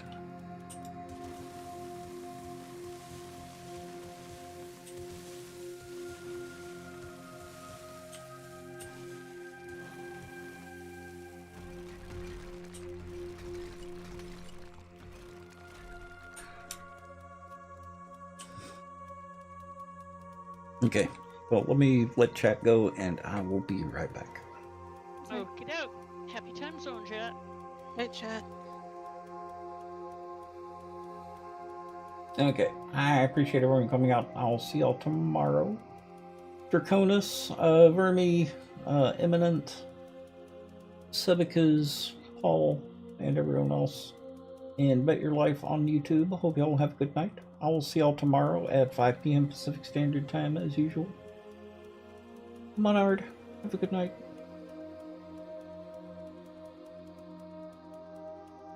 Like I said, I'll see y'all tomorrow. Have a good night.